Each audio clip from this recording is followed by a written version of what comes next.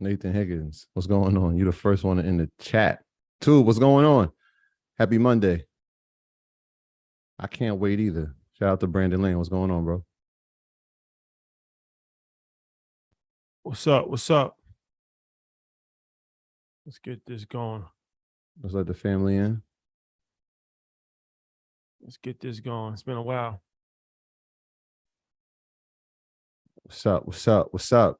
Ernest, what's going on? It's the 25th of July. It's a decent day outside. You see that thunderstorm earlier in the city?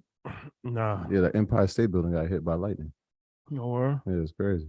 That's crazy. Yes. Here we are, ladies and gentlemen. We back. Greatest show on earth. Market Mondays. Been a long time overdue. A lot of people always complain when it's not a live show. Very weird situation. Assuming that, considering that it's actually a free show, but what can you do? What can you do? But we are live. We're men of the people. Apparently. We can pre-record a lot more. That's what we can do. Give the people what they want. Are you not entertained? Are you This not? is not why you are here. Are you not? How you feeling, my guy? Flu game. Gotcha. Okay, man. We try to, hold it down. We got a big weekend. No, I'm good though. Big weekend. Yes, indeed. Very. Yes, indeed. Yes, can't mess that up. No, we can't. Cannot Can't mess jeopardize nothing that by up. any means. Can't mess that up. Content creators, even when you're sick, even when you're tired, you still got to produce. Rain, Right. sleet, hell, snow. That's what Biggie said. That's a fact. That is a fact. Got to perform at a high level. Yep. And there's no sympathy for the king, huh? At all. You talk about your baby crazy. It's a fact. That is Eventually, the pendulum swings. Yeah. Don't forget. That's a fact. That is a fact, man. Shout out to God is Hope, good. man. Shout out to Indeed. Hope. Ladies and gentlemen, welcome back. It feels good. It feels good to be back live, back in the studio, Yeah. back with no guests. I just realized I was going through Market Mondays. This is the first time in probably 7 episodes that we didn't have a guest. We had MG, we had 19 Keys, we had Big Boy Crypto, we had Megan, Yep. we Terrence. had Terrence J. Yep. We've had a lot of guests. It's a nice run. That's Yeah. uncommon for us. Yeah, for sure. So Yeah. it was good. It was good to have the guests. I really appreciate all of them, but it's always good to get back to the basics, which people have, come to love about Market Mondays, which is the three amigos. Yes, yes. So back at it. So yeah, a lot to talk about today. And then maybe we can get some questions in too. We haven't done that in a while either. Yeah. A few announcements. Yeah. Some big ones. Yes. Before we start, shout out to the great city of Houston. H-Town. Shout out to Trader Truth. Invited us out there for his trade day weekend. So we was out there for a couple of days. And got to just kick it with some people. Shout out to June and DJ Envy. funny guys. We had some interesting conversations about rap music. Funny guys. Yeah. Queens, right? They're from Queens, right? Yeah. Wow. Allegedly. And shout out to Toby. That's a fact. Toby Wigway. Got to kick it with him. Shout out to Jasmine, our ambassador. Every time that we go to Houston, always shows us love. Yep. And shout out to Alice Good Energy. Yeah. And shout out to Marcus. Shout out to Well, I was getting there. Oh, you getting it? Okay. Yeah. Oh, shout out to Turkey Lake Hut. That's Finally a fact. got a chance to go there. And shout out to Marcus. So he owns one of the most popping restaurants in Houston called the Breakfast Club. And he's a the good Breakfast Club, legendary. Every time you go there, they got a line wrapped around like 2 blocks. He owns real estate too. Mhm. Dope entrepreneur, dope story. So it's fitting that we went to his restaurant when we was in Houston and he hung out with us because that's the episode that's coming out tomorrow. Yeah. So in Houston, H-Town, it's a hometown hero, a dope story of how he scaled, how he quit his job. He used to be a school teacher. Social studies teacher, man. Always got a love and affinity for all my teachers. And his story is incredible. We met him a few times. We actually patroned at the Breakfast Club once before, and then before he knew who we were, and we were just kind of trying to get in line. And then the next time we went, he knew who we were, and we connected there, and had the ability to shoot an episode. And it's one of those episodes where I'm just like, man, This guy has such a unique story, and there's so much to learn from him, especially in business and from an educational standpoint. Just switching careers and following your passion is a really good story about that. So it's a dope one. Somebody said, "How do I buy an InvestFest ticket?" Y'all blocked me on Instagram. Shit out my hands. Maybe in a previous life, the words displayed on the Instagram page should have been kinder and cleaner. Yeah, We're sorry. Odds are, if you got blocked on Instagram, you didn't do the right thing. You didn't do the right thing, and you probably said something that wasn't kind, and was hurtful. Yes, you hurt our feelings. Yeah. Why would you do that? Yes. So easy to love. Why would you do that? Please repent. Please repent your sins, and you will be forgiven. Maybe, perhaps. We serve a forgiving God. That is true. So please repent your sins, and you will be forgiven. You too can walk in the eternal light. I mean, even if you got blocked off IG, you can go to the site and buy a ticket. Yeah, you're not blocked on the site. I don't know how that. Yeah, like they didn't. I was shadow banned forever. Like I'm with the Zuckerberg thing. Like I'm gonna clear you off every platform. So investfest.com. Oh man. Now. Yes. Yeah. One more shout out. Okay. This is and shout out to the book club because actually the book that is being read right now is about Nipsey Hussle, and we ran into Jay Stone. Oh, yes, and it was so interesting because like Nipsey is obviously one of the biggest inspirations for us, one of the top people that we wanted to meet obviously when we started this platform. And when I saw him, I'm like, oh, it's Jay Stone, and he walked up to us like, yo, I love y'all, like I really watch everything y'all do, and I'm just like, wow. You know what's so weird about that is that I'm a strong believer in energy. Like the energy that you put out, it comes back to you. And when we first started Earn Your Leisure, the only people that we followed that wasn't part of our team was Dame Dash and Nipsey Hussle. Yep. Because the goal was to interview Jay-Z. Jay-Z doesn't have Instagram. Mm-hmm. It was to interview Jay-Z, Dame Dash, and Nipsey Hussle. Those were the first three priorities when we first started. Top level. We got obviously Dame, Jay, soon come. We're working on it. But we never got a chance to interview Nipsey Hussle, and we just had a real profound respect for Nipsey. This is before he passed away. I waited in line. I didn't wait in line, but I went to his concert. The guys waited in line in New York, and I don't even stop. Don't take that. What? No, that's not accurate. TV timeout. Hold on. That's not accurate. Bro, this guy's crazy. You get a 20. Let's go to the kid commercial. Oh, that's not accurate. That's not accurate. But we waited to get in. He made it sound like he had you waiting out in the rain. Yo, y'all wait while I sit in the car. That's not what happened, bro. But I don't even go to concerts, man. But I went to Nipsey's concert. So I say that to say, it's just so crazy that when Dave Gross reached out to us, and he became a huge supporter and a friend of ours. And then when we met Steve-O, and Steve-O was like, yo, I love y'all. He was like, yo, I wish Nipsey was here. Like, he would love y'all. So then when we see Jay Stone, and this is somebody who, like, we know who he is because we fans of the music. Mm-hmm. So it's like Memphis Stone. I just came home. Memphis Stone. Yep, so when he like he said, he walks up to us, and I talked to him, and I'm like, yo, man, I appreciate. We big fans of Nip and all that. He's like, yo, I love y'all, man. I watch every single interview y'all do. Like the way y'all ask questions is amazing. So I feel like it would have definitely happened if Nip didn't pass away, because every single person in his circle just is tapped in with us. So it's just weird. It's very eerie. Yeah. That kind of because it's like, out of 100 people, he's the one that came up to us. Like, you know what I'm saying? Mm-hmm. So it's just kind of crazy, man. Yeah. But rest in peace to Nipsey Hussle, man. To add to it, when we went to Vector 90 and we met Dave Gross, we shot Market Mondays, which is a legendary one. Samantha was there, who was his sister, and it was just like, wow. Like, we walked into this place, like, you could feel his presence. And you could see like the recording studio that he had built in Victor 90. And when we went upstairs, Samantha was there, which was just like, man, like, we just gonna keep the marathon going. I guess that's our role. We'll just keep the marathon going because that's what we're here to do. It's not by mistake that these things have happened in this order of sequence. And so, that's kind of the message that I took from it. And one person that we got to talk to that we haven't spoke to yet was his brother, Black Sam. Black Sam's on the list. That's the only person. That's the only person that we gotta talk to. But every other person in his circle we've talked to, and they all have high level of appreciation. So that's dope, man. Yeah, Black Stout. So that was Lord. Go ahead, Ian. No, Lauren had an amazing interview with Angie too, for those who haven't seen it. So peace to the queen, Lady L, as well.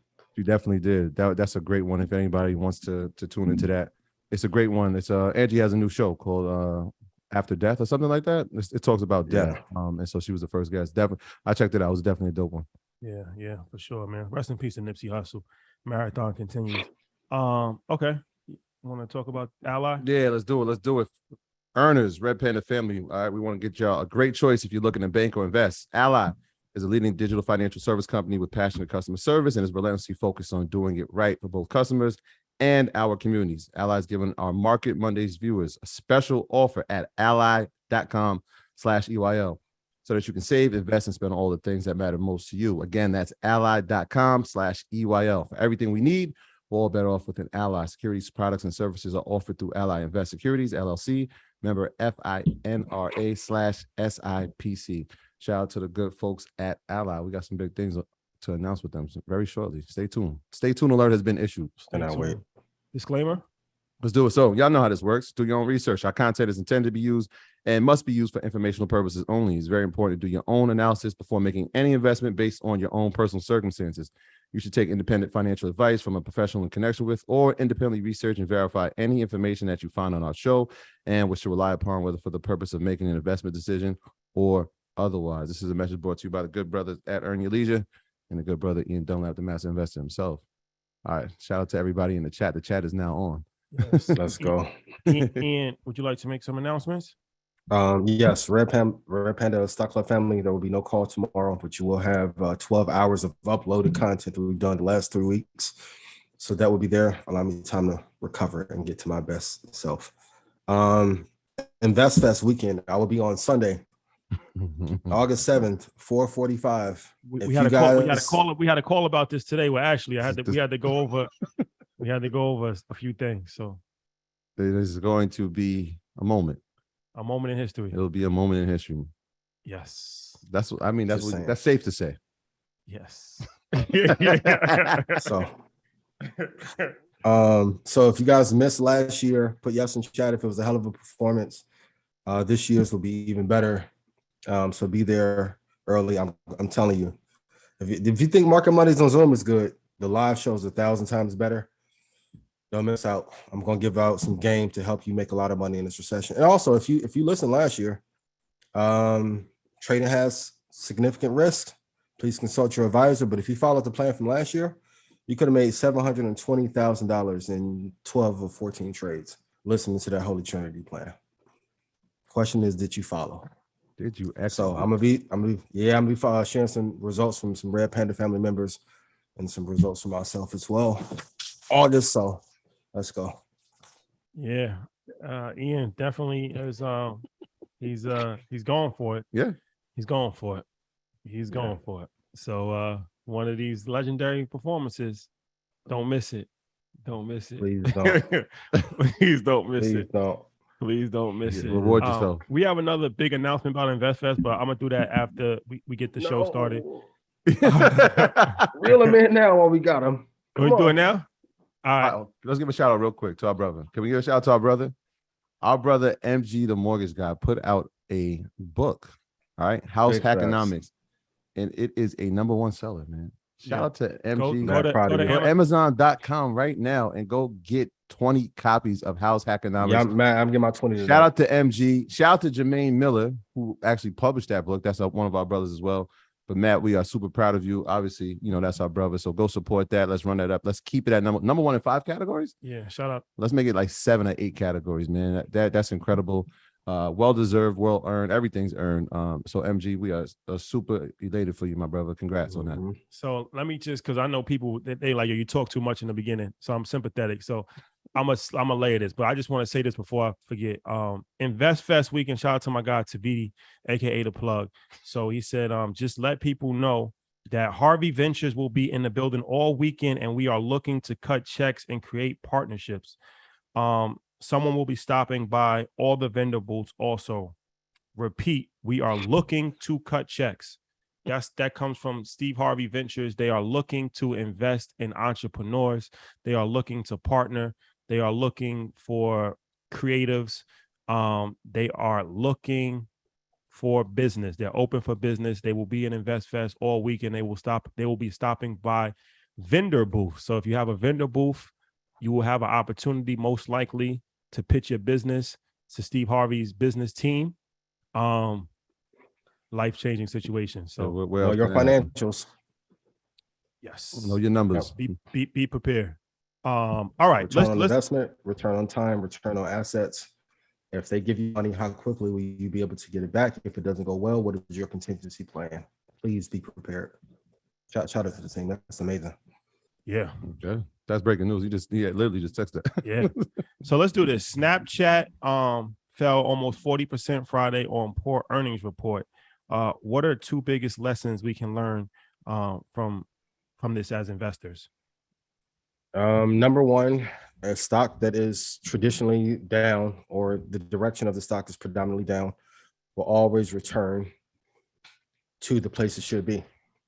At one point, everyone was at, and I love Snapchat, so this isn't like the, with other social media companies, right?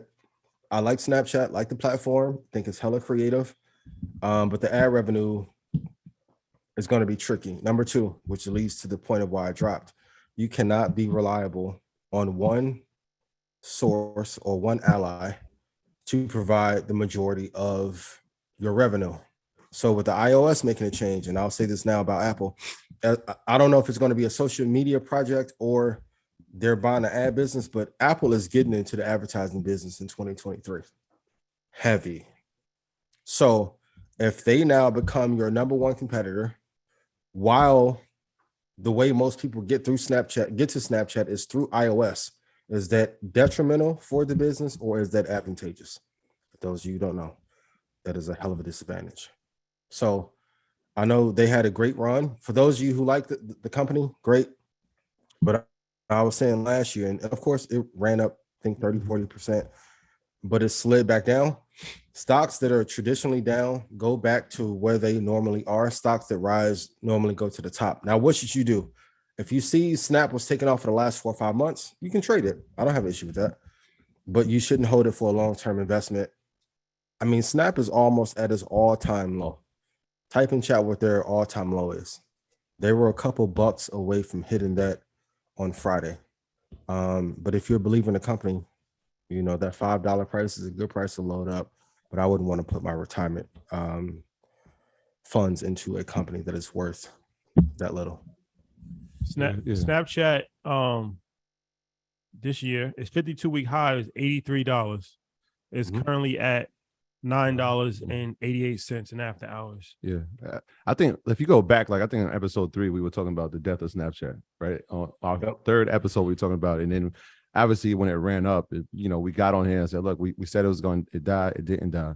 But I think you nailed it. That second point with having contingency plans. And we talk about it as entrepreneurs, having multiple streams. When you rely on ads and the ad business isn't booming, well, what's next? And so they kind of, in the midst of all this, try to release that premium plan. But it's like the ship is sinking right now. Like people don't want to have the premium plan. Why would we pay $4 so that we can tag our friends? We just go through, our chat in Apple or iChat or iCloud. So it's like, you try to come up with the revenue source. It's just that the timing of it was bad. You should have had something prepared prior to this. This is one of the things that Shadi always stresses. Like when we create a new source of income, it's like, all right, this is cool, but what's the next thing? Like we're always thinking about what's the next thing.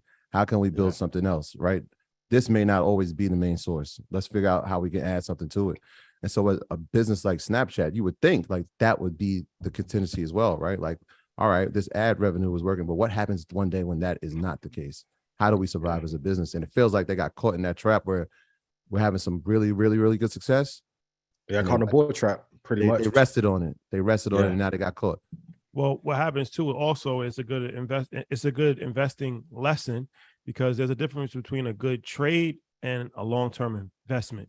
Yep. And Snapchat was a good trade on both sides, on the ride up and the ride down. Mm-hmm. You could have put puts on it.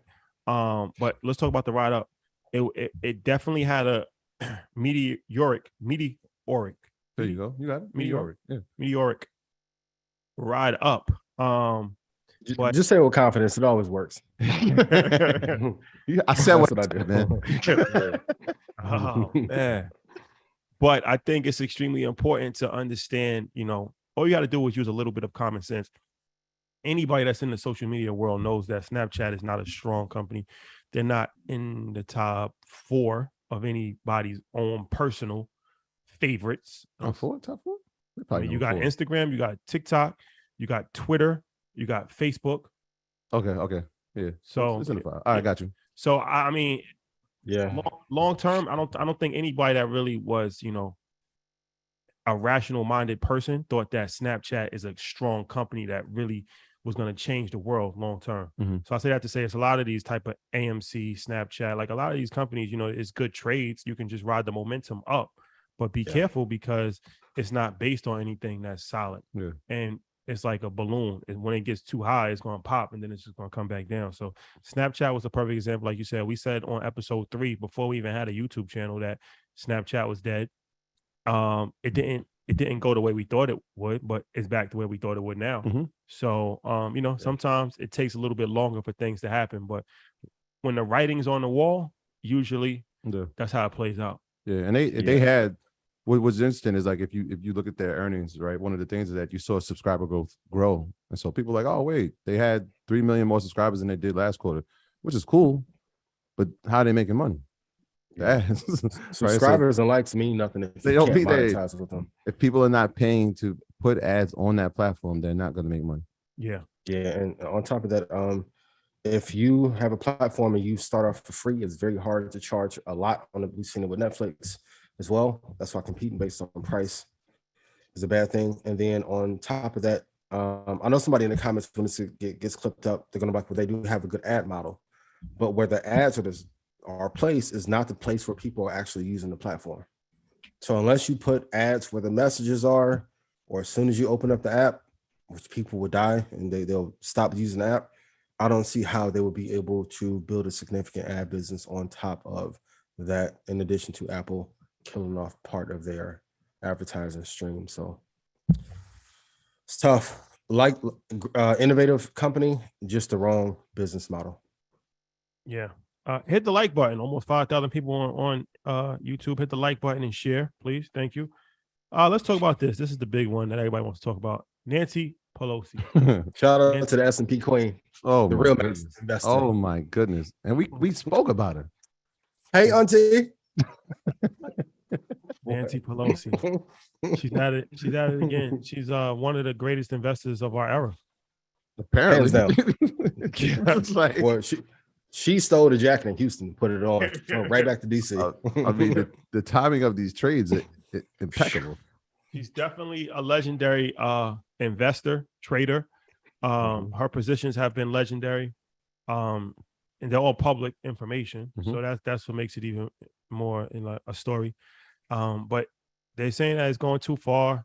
They're talking about potentially having regulation on politicians. So what's this Nancy Pelosi story all about, and how is it relevant to the average investor? All right, so I'm gonna give you a story and then we can comment on it. So the latest thing that has happened, right? We spoke about Apple probably in December when we talked about the time she's buying call options and having puts. So she bought up between 1 million and 5 million in shares of the computer chip darling Nvidia. All right, she exercised her call options on June 17th, according to documents. So what happened? When she executed the trade, it happened at the same time that Congress announced that they're moving closer to passing tens of billions of dollars in corporate welfare subsidies for U.S. semiconductor productions. So why does that make sense? Well, if they're going to spend tens of billions of dollars on semiconductors, and she votes on it, she votes on that, and it's a U.S. company, and it's probably one of the top 3 in the semiconductor space, you can see how this could be a conflict of interest, right? She has that type of information.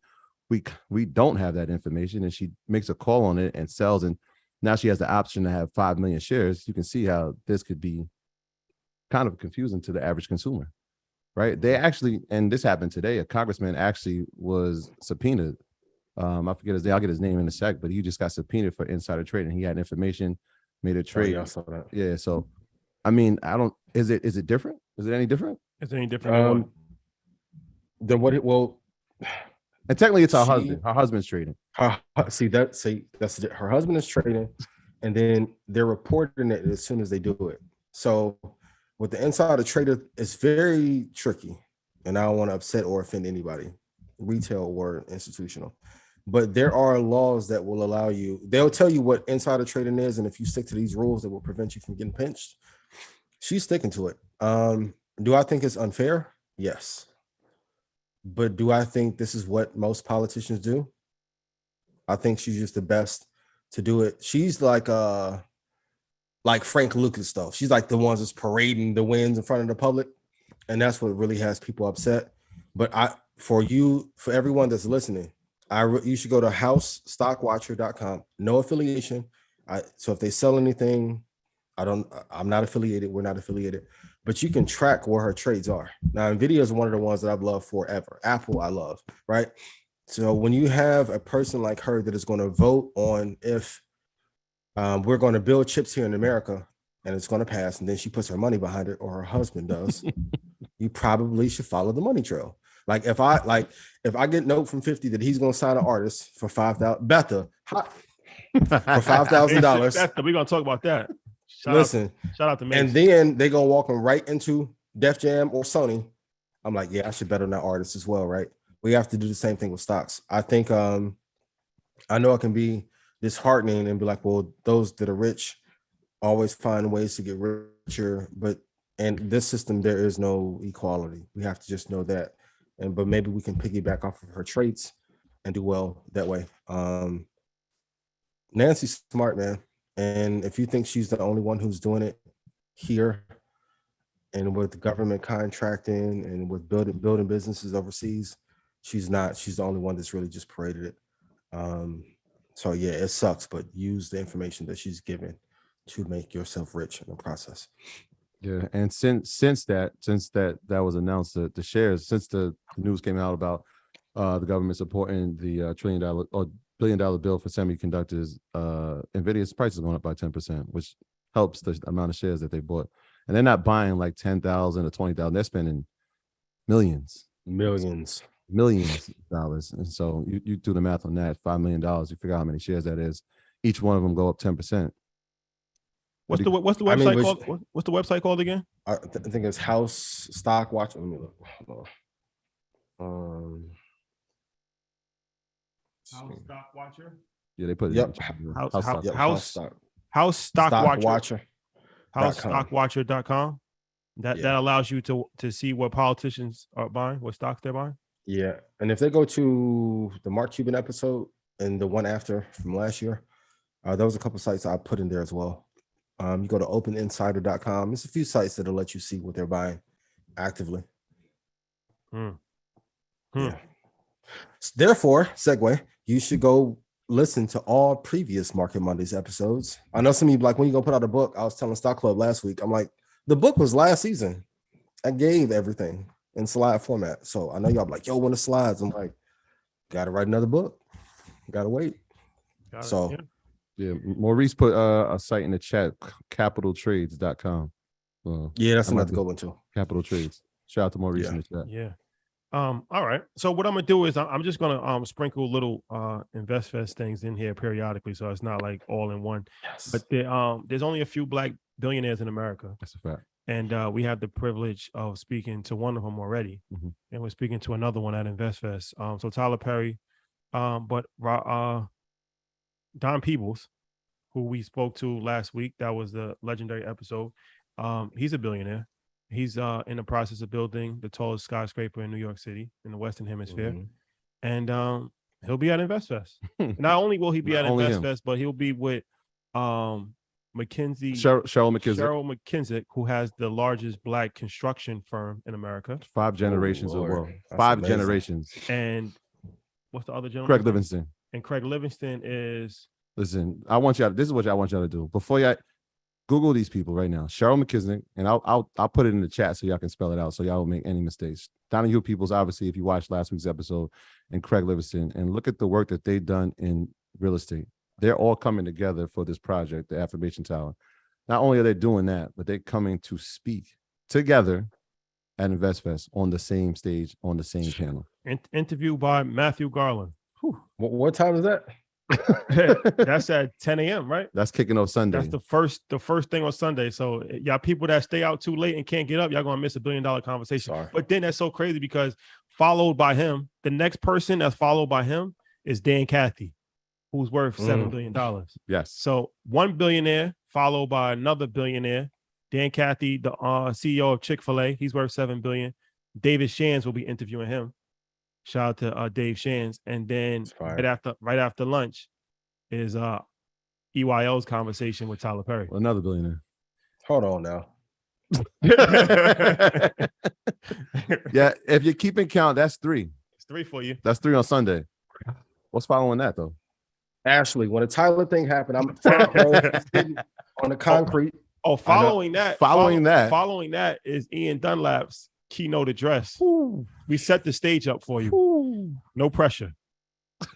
Oh, I'll deliver. I can't wait. I think he's up for the job. Sunday is tell Madea come out. I need Madea to walk me out. What's up? Heavy hitters. And then closing, Ash Cash is interviewing Dame Dash, DJ Envy, and T.I. Yep. And then we got the women's panel with Angela Yee, Milano, and the CMO of BET, and Kiana Watson is doing that. That's Sunday fire. All day. And then Rick Ross. Rick Ross. Sunday. Told you. Yes, very much so. Let's talk about Amazon. So Amazon buys one medical for $3.9 billion. We got 2 stories on Amazon. Yeah. So let's talk about this first one about them buying one medical for $3.9 billion. So what does that mean? And how has that helped rise the stock over the next? How will that help rise the stock over the next couple of years? What does that mean as far as them buying one medical for $3.9 billion? Yeah, I mean, Amazon. You guys start. No, Troy, go ahead. No, I was gonna say, Amazon is still one of my favorite companies, but we said this for a long time. How do we add? This is the same thing that we didn't see with Snap when we're trying acquisitions, and so we knew that the number one e-commerce business in probably next year, by the early next year, will be Amazon. And what field haven't they really conquered? And that's healthcare. And so how do you do it? You go get a healthcare company. And so it's interesting because the feedback has been a little shaky, right? Well, people are looking at it. Wait, there has to be something against this, like the privacy here, right? If one medical, a lot of people use that to record their blood pressure, their resting heart rates, and their lab tests. And now Amazon has access to that. And so there's a couple ways they can use it. Obviously, they can ship you your information or your medicine to you directly, obviously with Amazon Prime. But what else could they do with it? Is it an invasion of privacy? And so obviously there's regulations and government regulations that they have to abide by to do it. But people are like, I didn't sign up to One Medical for Amazon to have all this information about me. And so it's an interesting type of situation right now. From a stock and investment perspective, I think it's a good acquisition. One Medical being a subscription base, which a lot more companies want Apple to do as well. And that's, we told you guys last year, Amazon, Google, and Apple will all go into the healthcare arena very soon. This is like the first iteration of it. But in addition to that, I know there's going to be pushback initially, but I think it's going to be amazing to see customers be able to get their medical or their prescriptions from one place, fitness stuff. Chamath brought up how Whole Foods and the diet can be integrated. And from an investment standpoint, if you're looking at a store, you can't like Kroger, Walgreens, Walmart, we'll talk about that in a second. You can't compete with them now. Literally almost everything with the exception of a car that you need, you can now get from Amazon. Even when we buy equipment, like I love B&H, but if I order from Amazon, it's gonna come a hell of a lot faster. So if now I can get medical data a lot faster, and if they bring on the right people on terms of a board, and they need to make a statement about those privacy issues, but I think if they get a good spokesperson, they'll be fine. The blowback I get, people are worried about big tech, but the truth is we have no privacy now anyway.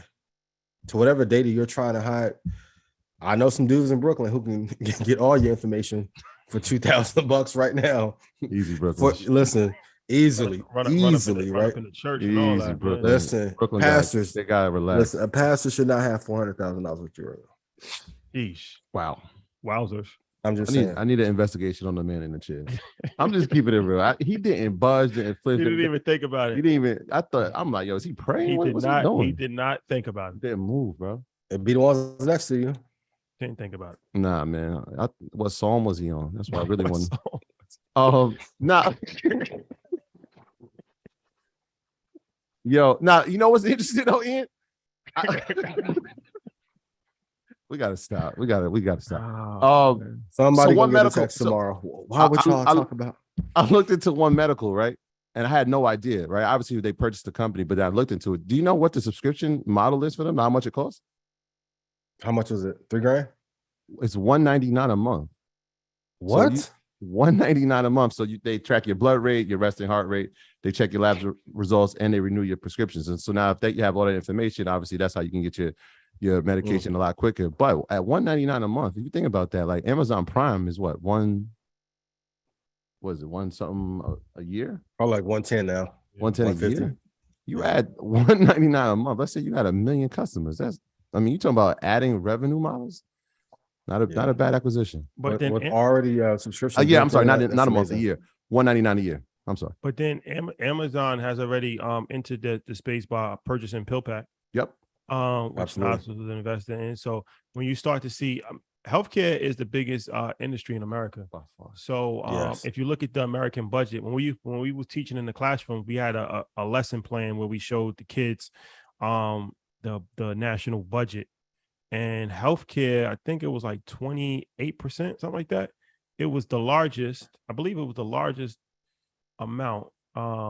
Second was the military, I think. So there's nothing bigger than healthcare, and it's only going to continue to be bigger and bigger. So that's why when you see like Apple Health and Amazon acquiring PillPack, now they're acquiring other. So it's like, in order to grow, and you have to be in the healthcare industry. So you're going to see probably more of these companies, Google, all of the top companies are going to diversify their portfolio and get more into healthcare, because it's literally the biggest industry in America. Yeah. So it only makes sense. And they better run. The healthcare industry is ripe for disruption. Changes very slowly. So yeah, Google probably jump in the lake mid next year. And also too, like if you're going through a recession, if you're in that industry, people are going to need healthcare services regardless.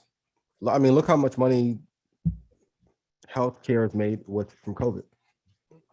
Yeah, that's just one use case.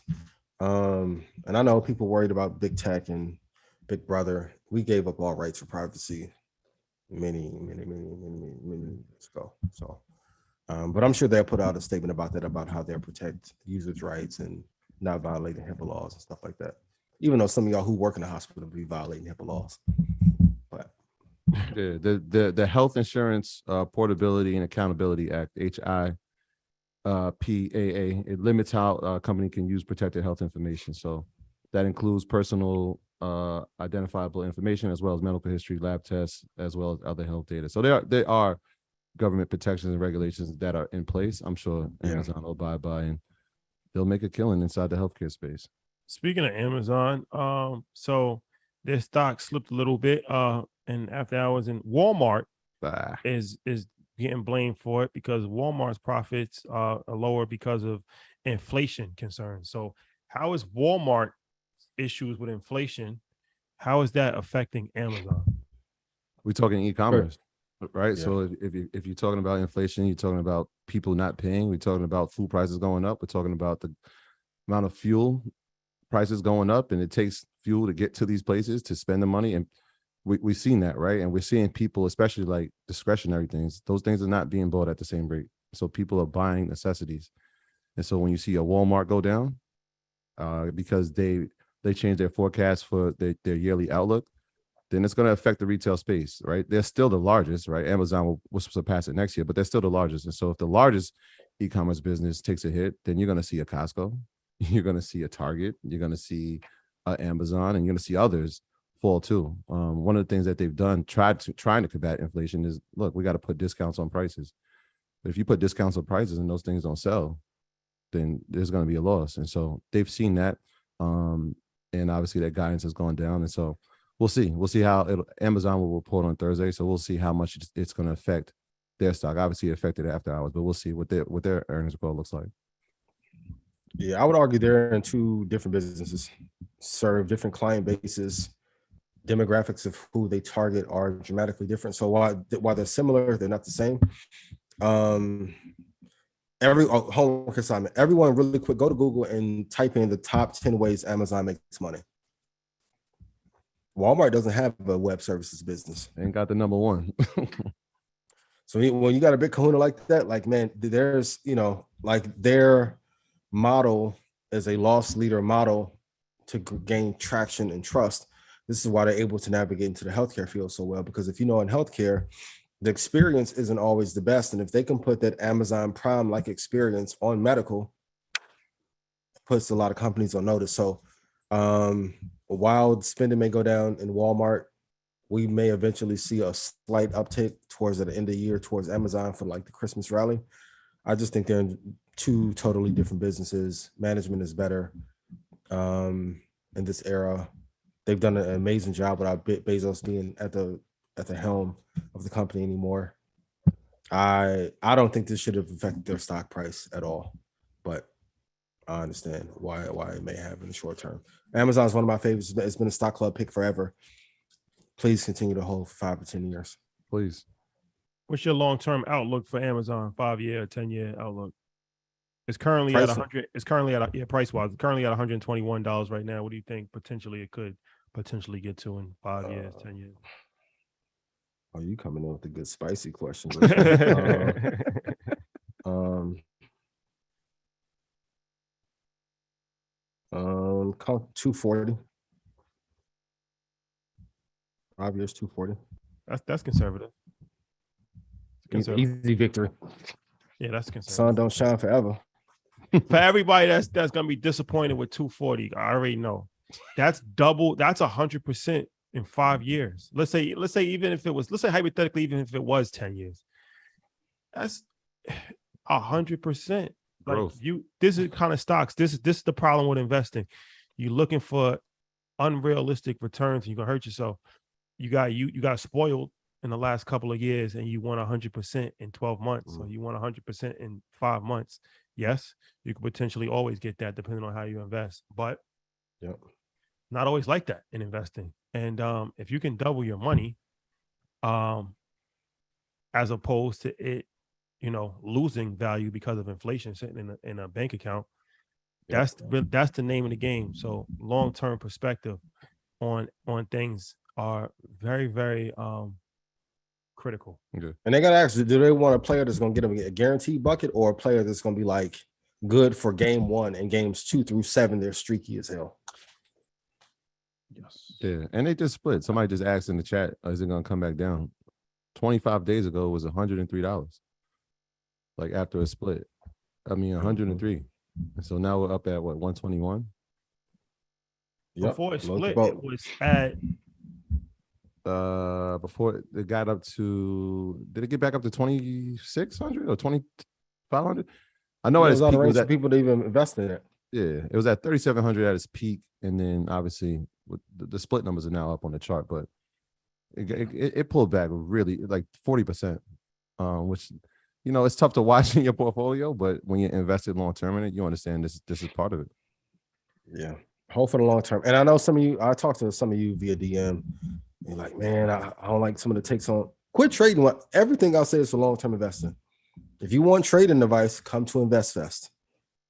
I don't talk long-term. I mean, trading on here for a read, but come to InvestFest. But don't try and turn everything into a flip, because it's how a lot of people end up losing money. Hold these for a long period of time. And technically, I know I haven't talked about it before, but you should have like a recession account for the stocks you want to buy during a recession that you're just going to pile money into, and you're not going to look at for 10 years and have your main brokerage account. The same way you should have your swing trading and your trading account, day trading account, separate from one another. You are going to be upset in 10 years when I come back and be like, hey, I told you so. And you don't want to hear that. You were sick and you're supposed to be humble. That's your problem. You're arrogant, Ian. You changed on the people. How could you? I was worse before. You just didn't know me. Baby boy. way worse, right? Can be. So Still can be. as Rashad would say, I'll say this to say, invest in whole long term and quit trying to take my advice and flip them to your homeboys as trading advice. That ain't what I signed you up for. But if you do want trading information, I will have that for you at InvestFest, August 7th. Y'all put me on after Tyler Perry. Boy, I'm gonna have to learn how to teleport. Boy. Let's go. On Friday, we will know if we are officially in a recession. That's when the report's coming out. The White House is already preparing for it. They're saying that just to change the definition. They changed the definition on us, bro. They're saying that Troy, that's like when it went from 30 to 90. Yes, they're trying to pull a 52 fast one on us. So the recession, the definition is 2 negative quarters of GDP. Now they're saying that doesn't necessarily mean we're in a recession if it's 2 negative quarters, which obviously it'll probably be 2 negative quarters. So they're trying to, what are they trying to do with this situation? Ease the fear of people hearing that word. Well, is there any validity to it? To play God's advocate, as 19 Keys would say, is there any validity to them saying, because sometimes just because sometimes things are outdated or there's always, outside the rule and, it might not traditionally fit just because that's in the rule book. So is there any validity to them saying, yeah, that's the definition, but technically that doesn't necessarily mean that we're in a recession? When they put out that statement, that's kind of like when we get caught cheating as men and they were like, but baby, didn't nothing really happen. And she got all the evidence lined up. Her and her homegirls and went to your Instagram and they got 22 pieces of evidence and you still trying to fight it. Here's what they don't want to say. I was on live the other night. Thank you, Mark Zuckerberg, for bringing my account back. Appreciate you, sir. I went and looked at every currency. African rand, Brazilian real, British pound, Canadian dollar, Mexican peso, US dollar. We are technically in a global, I don't have the term for it. Whatever's in between recession and depression, we're in that right now. The only currency that is up to date right now is the Swiss franc. Out of every currency on earth, including crypto. What does that tell you? They don't know how to tell the people, man, we messed this thing up really bad. We let quantitative easing run for too long. They're hiding the data that foreclosures are up 700% year to date. They don't know how to say, hey, we did too much quantitative easing and now we're trying to fix it and we don't know how to fix it. And the only way to get us out of a recession after we cause this recession is through more quantitative easing. On top of that, America has not made enough great companies. They haven't treated their employees well. That's why everyone wants to quit. And they're like, if life is going to be tough, let me live life on my terms. Whatever's in between a recession and depression, that's the layer that we're operating in. We talked about this before. Any of your party promoter friends, anytime when I'm riding in Houston, traffic is a lot lighter than it was 2 years ago. There's a lot more commercial spaces coming up for sale. Please be careful. But if you've been studying the market, this is the time for you to get rich. Make offers on people will be hard fast and tell you, well, I won't take this deal. Give it 2 months. People are going to be begging to take your money and everything. That's automotive, real estate, digital art, everything. People are going to want to do deals like crazy. Even I think Ev's first tweet that went up as an NFT sold for $1. It was supposed to go for 1.5 million. Everything's going to be on sale pretty soon. So you guys can make up a term, but whatever is between depression and recession, that's where we currently are. You think it's going to get worse? Yeah, I mean, the announcement in itself is big, but it's a big week. As these big companies are reporting, and so you're going to see Amazon, and you're going to see Apple, and obviously you're going to see Microsoft report. And so if you take those companies and the percentage of the S&P that they are, and percentage of the Dow, it's like, all right, well, we'll see. Are they showing growth? Right? Because if they're showing growth, it's like, all right, well, maybe there's a saving grace. So on top of that report, this is a big week. This is a big week. But even think about that with Fang. When Trump was in office, they came up with a term to say, hey, only 5 stocks out of the rest of the 1,000 are any good. we've been mismanaging our intellectual property, research and development, and outsourcing it for so long that we technically have no advantage anymore. As a country, we're going to have to decide really fast if we are going to continue to copy and remix everything, or if we're going to build and be the innovative culture that we're supposed to be. So with TikTok, going back to that, if they get a head start on us and that becomes a preeminent, and I don't want that to happen, but if it happens, it's going to be a cascade level event. Because even if we talk about Evergrande venture capital in China, they are facing a housing market crash as well. So it's not just us that are going through it, but it's who is going to innovate, and when this next cycle comes in, who is going to be the leader. Sometimes destruction is caused so new players can be the face and the preeminent leader that was not previously there. Please, please, please be careful. Yeah, we might have to come up with a new acronym. Does Netflix deserve to still be in that thing acronym? We got to come up with a new one. To the no. No. And I'm gonna go on record. Microsoft, go buy Netflix too before this recession ends. we got. You know what, Ian? We're gonna come up with a new acronym. Please. Evergrande CEO resigns after $2 billion of loan came under scrutiny, while the company has had $400 billion in liabilities. Should we be worried about the collapse of Evergrande? Yes. What is that? What is Evergrande? Evergrande is the biggest real estate developer in China. Yeah.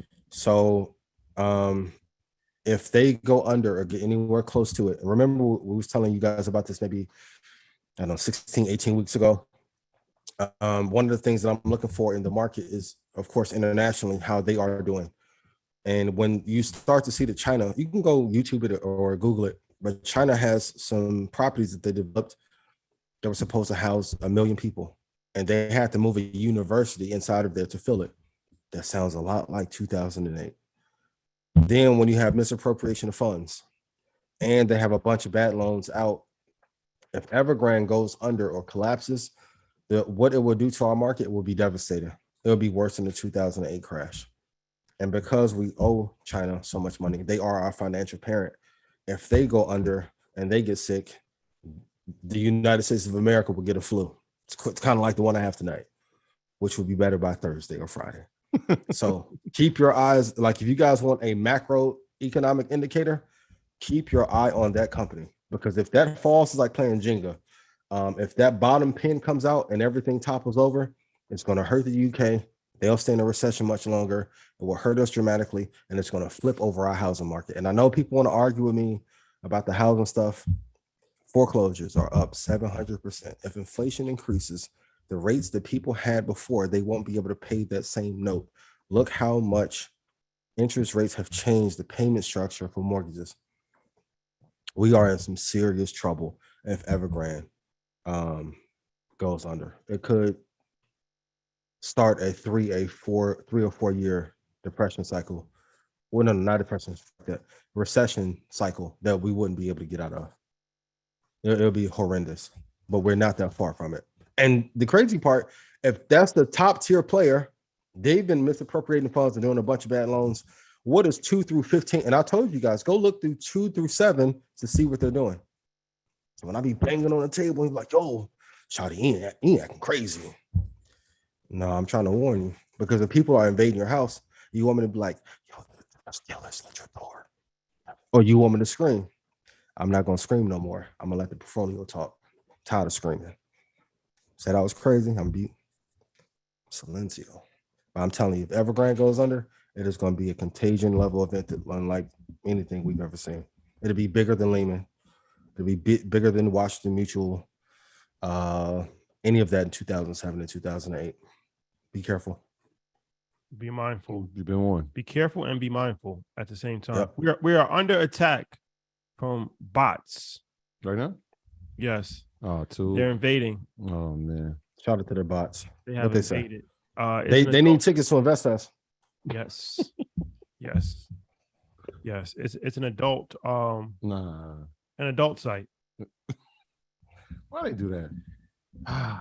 No class. OnlyFans girls, if you're trying to contact me to be an OnlyFans girl, you got to contact me and not do it on the show. Don't come. The OnlyFans economy. The OnlyFans economy has not suffered during this recession. No, At all. At all. At all. It's actually increased. It's grown. Yeah. It's grown. It's grown. Sense will always pay. Not that. I know she's not gonna meet with you in real life if you swipe up for more. Oh my God, come meet me in Miami at Ian's party. She's not gonna meet you, King. They're charging. You talking about businesses booming. That we found out that some top OnlyFans models, they're charging like $1,500 for 15-minute Zoom calls. Yeah. Did you know that? Oh, I stepped my prices up. No, I didn't know that. It's real. You shouldn't have told me that. 1,500. Let me. Okay. 15 minutes. So y'all mean to tell me? Let me get my math together real quick. 15. Okay. So that's 6 15-minute calls. They're worth more value than the stock club at 1,500 per. Hey, I'm gonna have to get me a little army together. Give me some Fibonacci girls to do stock club call with me. Fibonacci girls with the charts. Yeah. That's word. a fact. Like when they do the switch arounds in boxing. Ringside. Hey, I'm not 1,500. They're getting 1,500 for 15 minutes. Yeah. Yeah. You said top level. That's not even top level. That's just like mid-level. Mid-level. Mid-level. Mid to low. Mid-level. That's mid-level exemption. What y'all be talking about for 15? Fellas, put it in chat if you paid for one of these. What y'all be talking about? I've never been like 15, man, bruh. The only investment show where you will find out about the OnlyFans economy. You won't hear this on CNBC. Rub the ground. Market Mondays after dark. Boy. Yes, you learn something new every day. Mortgage boycott spread across 301 projects in 91 cities. Mortgage boycotts where people are just refusing to pay their mortgages. Mortgage too high. First, it was the rent. I mean, if you look, you guys saw the video this week. Facts. Where Chinese having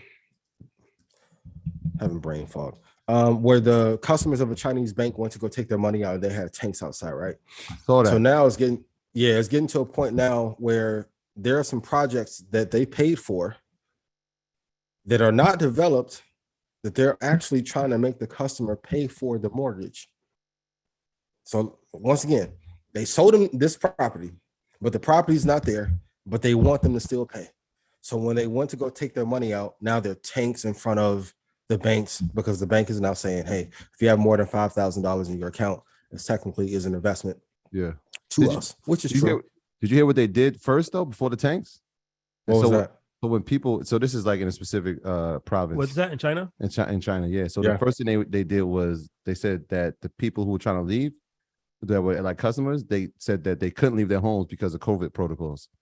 And so, like they put the monitors on them, like you can't leave your home. And so people started rioting and said, no, we're leaving our homes. Then when they left their homes, that's when they met the tanks.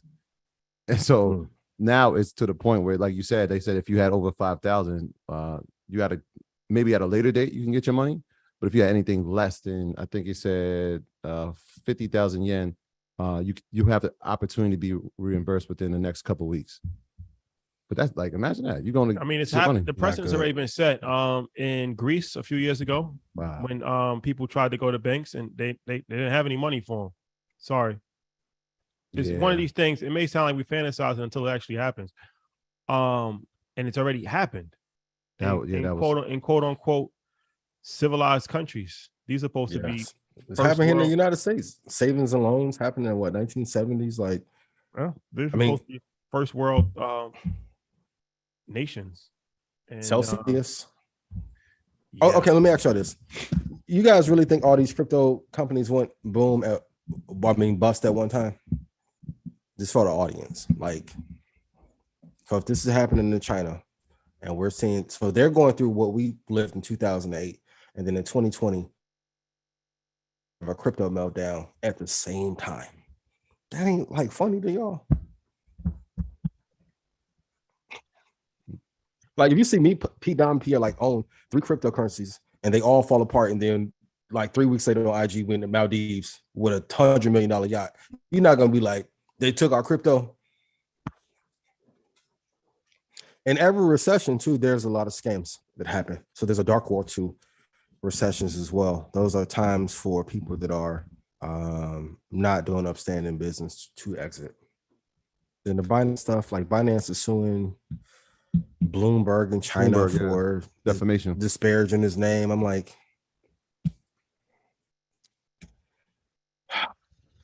crazy times we live in. Crazy. Protect your money and capital at all costs. Only you care about your money. Not many other people will. Please protect your money at all costs. Check all accounts. Check your bank statements. Make sure you're not getting robbed. Check your deals. Betha, I don't know how you gave that guy $5,000 to sign with you.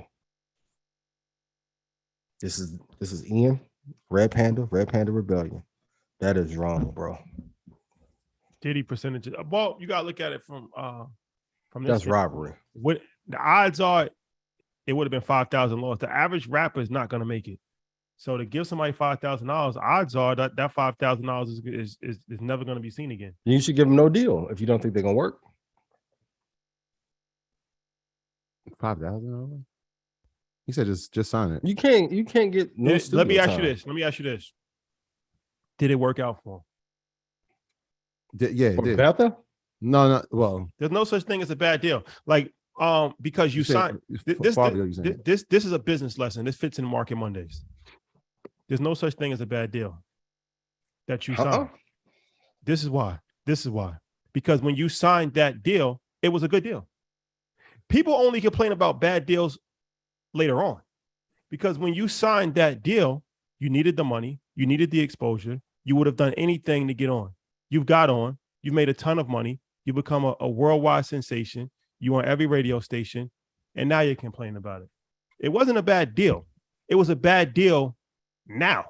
It wasn't a bad deal when you signed it, because if it was a bad deal when you signed it, you wouldn't have signed it. You can't work a record locally for $5,000. You But can't work but did it work? He's not because of Betha's help. Well, you never know. He's one of the top artists in the world right now. We didn't say the name of the artist. It's Fabio Foreign. Okay. He's one of the top artists in the world. Yeah, he is. Yeah. If he didn't sign to Mace, might not have happened for him. Yeah. People only complain about their deals later. He said that at the time, 5,000 felt like a lot. He said it was. He said it was. Yeah, it felt like it could last for a while, and it lasted 2 weeks. The only shining light in that story is that allegedly, and this maybe it's true or not, but he said that he still owns all of his publishing. So it's a good deal. If he owns all the publishing, what are you complaining about? It's a good deal. There's no bad deals. There's no bad deals in life. People always complain about deals like they got taken advantage of. No, you were in a situation where you needed to get taken advantage of. You needed it. There's like child stars who get taken up by their parents. Then it's a bad deal. Needed it. You needed it. It's a learning experience. You learn from it. Not for the kid. If you wasn't smart, if you're not smart enough to figure this out, you need to learn. But Mace bitching and Puff about the $2 million for his publishing. Yeah. So he can't say, yo, Diddy, let me get my joints back, and I help keep Bad Boy alive after Big died, and then do that to him, and then say it's not a bad deal. He knows it's a bad deal. Yeah, Mace still have money. Mace got a little money. Nah, Mace still in. Harlem Hustler. He gonna find a way to. He gonna find a way. Mace gonna find a way.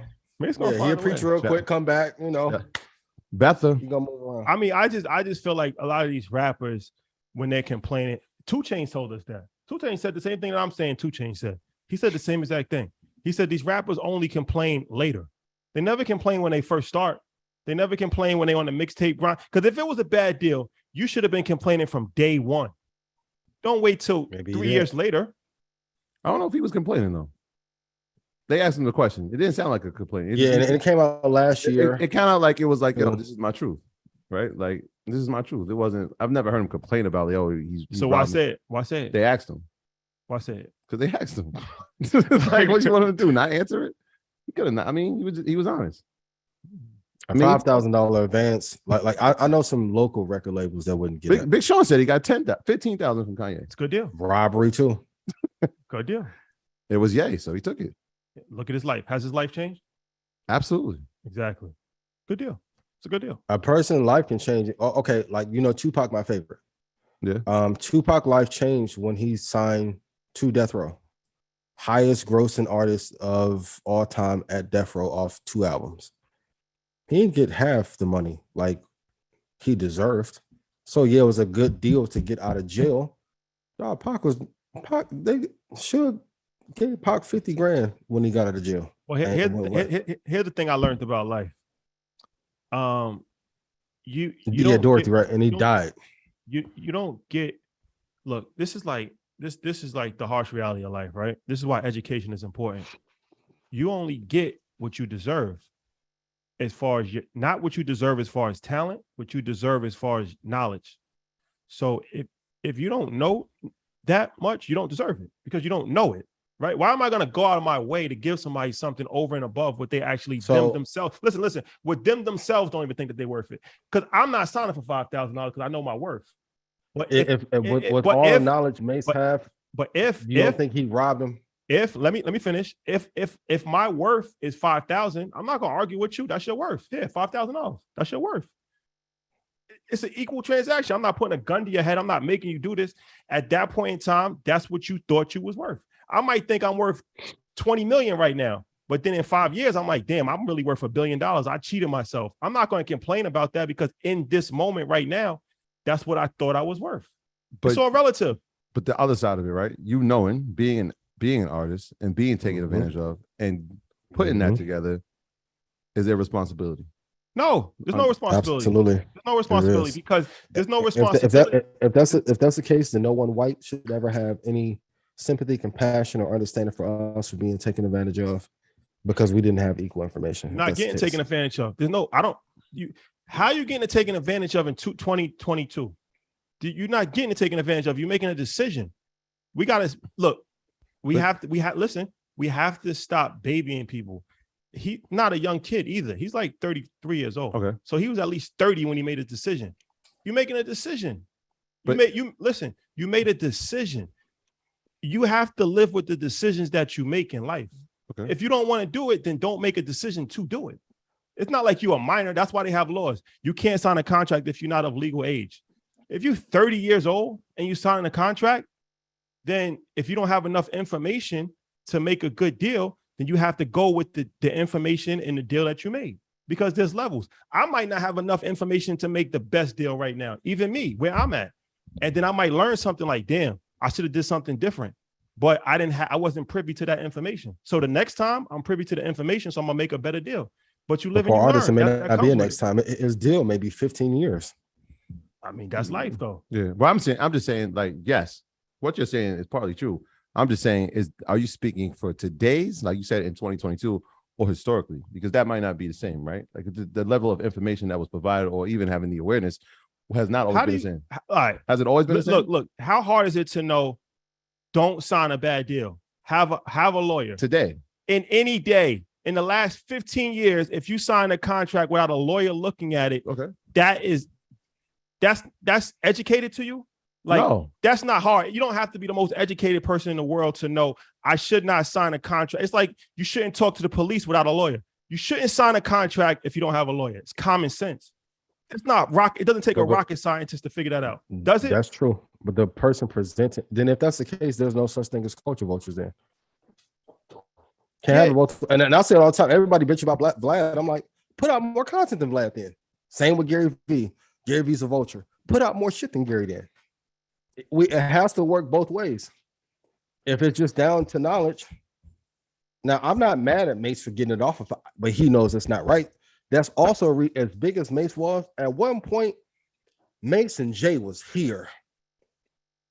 Mason doing good business is what caused him to be where he is now, and Jay to be where he is now. Everybody's complaining about somebody not doing good business, though. People say that some people say Jay-Z ain't do good business. That's a fact. There's always gonna be somebody that complains. There's always gonna be somebody that complains, right? That part's true. Like the young guns, and they might say that they signed up for a couple $1,000s. Like, I mean, at the end of the day, all I'm saying is this: we have to stop putting so much.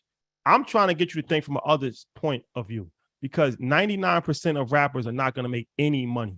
That's just a fact. That's a fact. And 99% of people that have jobs don't get upfront advances. You don't get a $5,000 advance to work at Walmart. You don't get it. So the fact, it's a level of entitlement. Just because you're a It rapper depends. doesn't listen. It's a level of entitlement that we have for entertainers in our community that we don't have for anybody else. Entertainers, why are they held to such a high regard? Like they supposed to get $1 million. Why? Nobody else. If you're a garbage man, if you're a teacher, you're not getting $5,000 up front to sign a contract. You're not. You're working, and as you work, you get paid. So the fact that you even got $5,000, that's better than most people that have jobs. But that's not the standard in the industry. 99% chance that you're not gonna give me any return on my investment. So from a business standpoint, it's like, damn, $5,000. I'm giving you $5,000 to sign. You're keeping 100% of your publishing. You're still getting your tour money, and there's a good chance that I don't even get anything out of this. We don't know the structure and the complexity of the deal. But entertainers are entitled. They are, and we always baby these people. All they talking about is killing people, selling drugs. It's nothing positive. It's 99% of the music is negative. So why do we have such a level of like, we want to protect these people so bad? They did it to themselves. They got no problem talking about they killing their ops. If somebody owns $5,000, they're going to kill their ops. They're going to run down on them, but they letting somebody jerk them on a contract. It doesn't add up.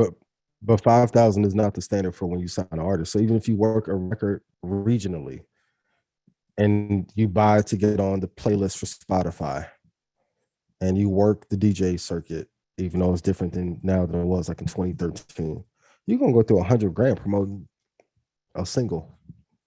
$5,000, like that won't get a dude enough to get by for 3-4 weeks in New York. Listen, moral of the story, doing. Don't sign a contract without a lawyer. Don't. And if you do sign a contract without a lawyer, don't complain 3 years later. Just take it. You're saying I still don't think he complained. I see what you're saying overall. Obviously, and I think he adjusted the best from it. I actually like the kid. I like his music. It's not personal. I'm about to tell you. I'm just saying. I'm not even talking. I'm saying yes. At this point, information has been readily available. People shouldn't be taken advantage of. Right? I agree 100% with that. What I'm saying is, from a historical standpoint, that fact may not have been always true. Right? Somebody didn't have information. So like, there's people who are like, oh wait. You know, like if I was in a fit, like we weren't always privy to information. I'm just looking from that standpoint. I'm not saying what you're saying is wrong, and what mostly saying is right. But the empathetic side is like, yo, people didn't have. But we gotta have empathy for everybody, because the only time we ever complain to the community is when entertainers get robbed, quote unquote robbed. We never complain about the teacher that's making $29,000, that's risking their life, that's working in Columbus, Ohio, that went to school for 6 years and can't even feed their family. We never complain about the sanitation worker that has to go and work overnight shifts and can't get a pension and all of that. We never say that.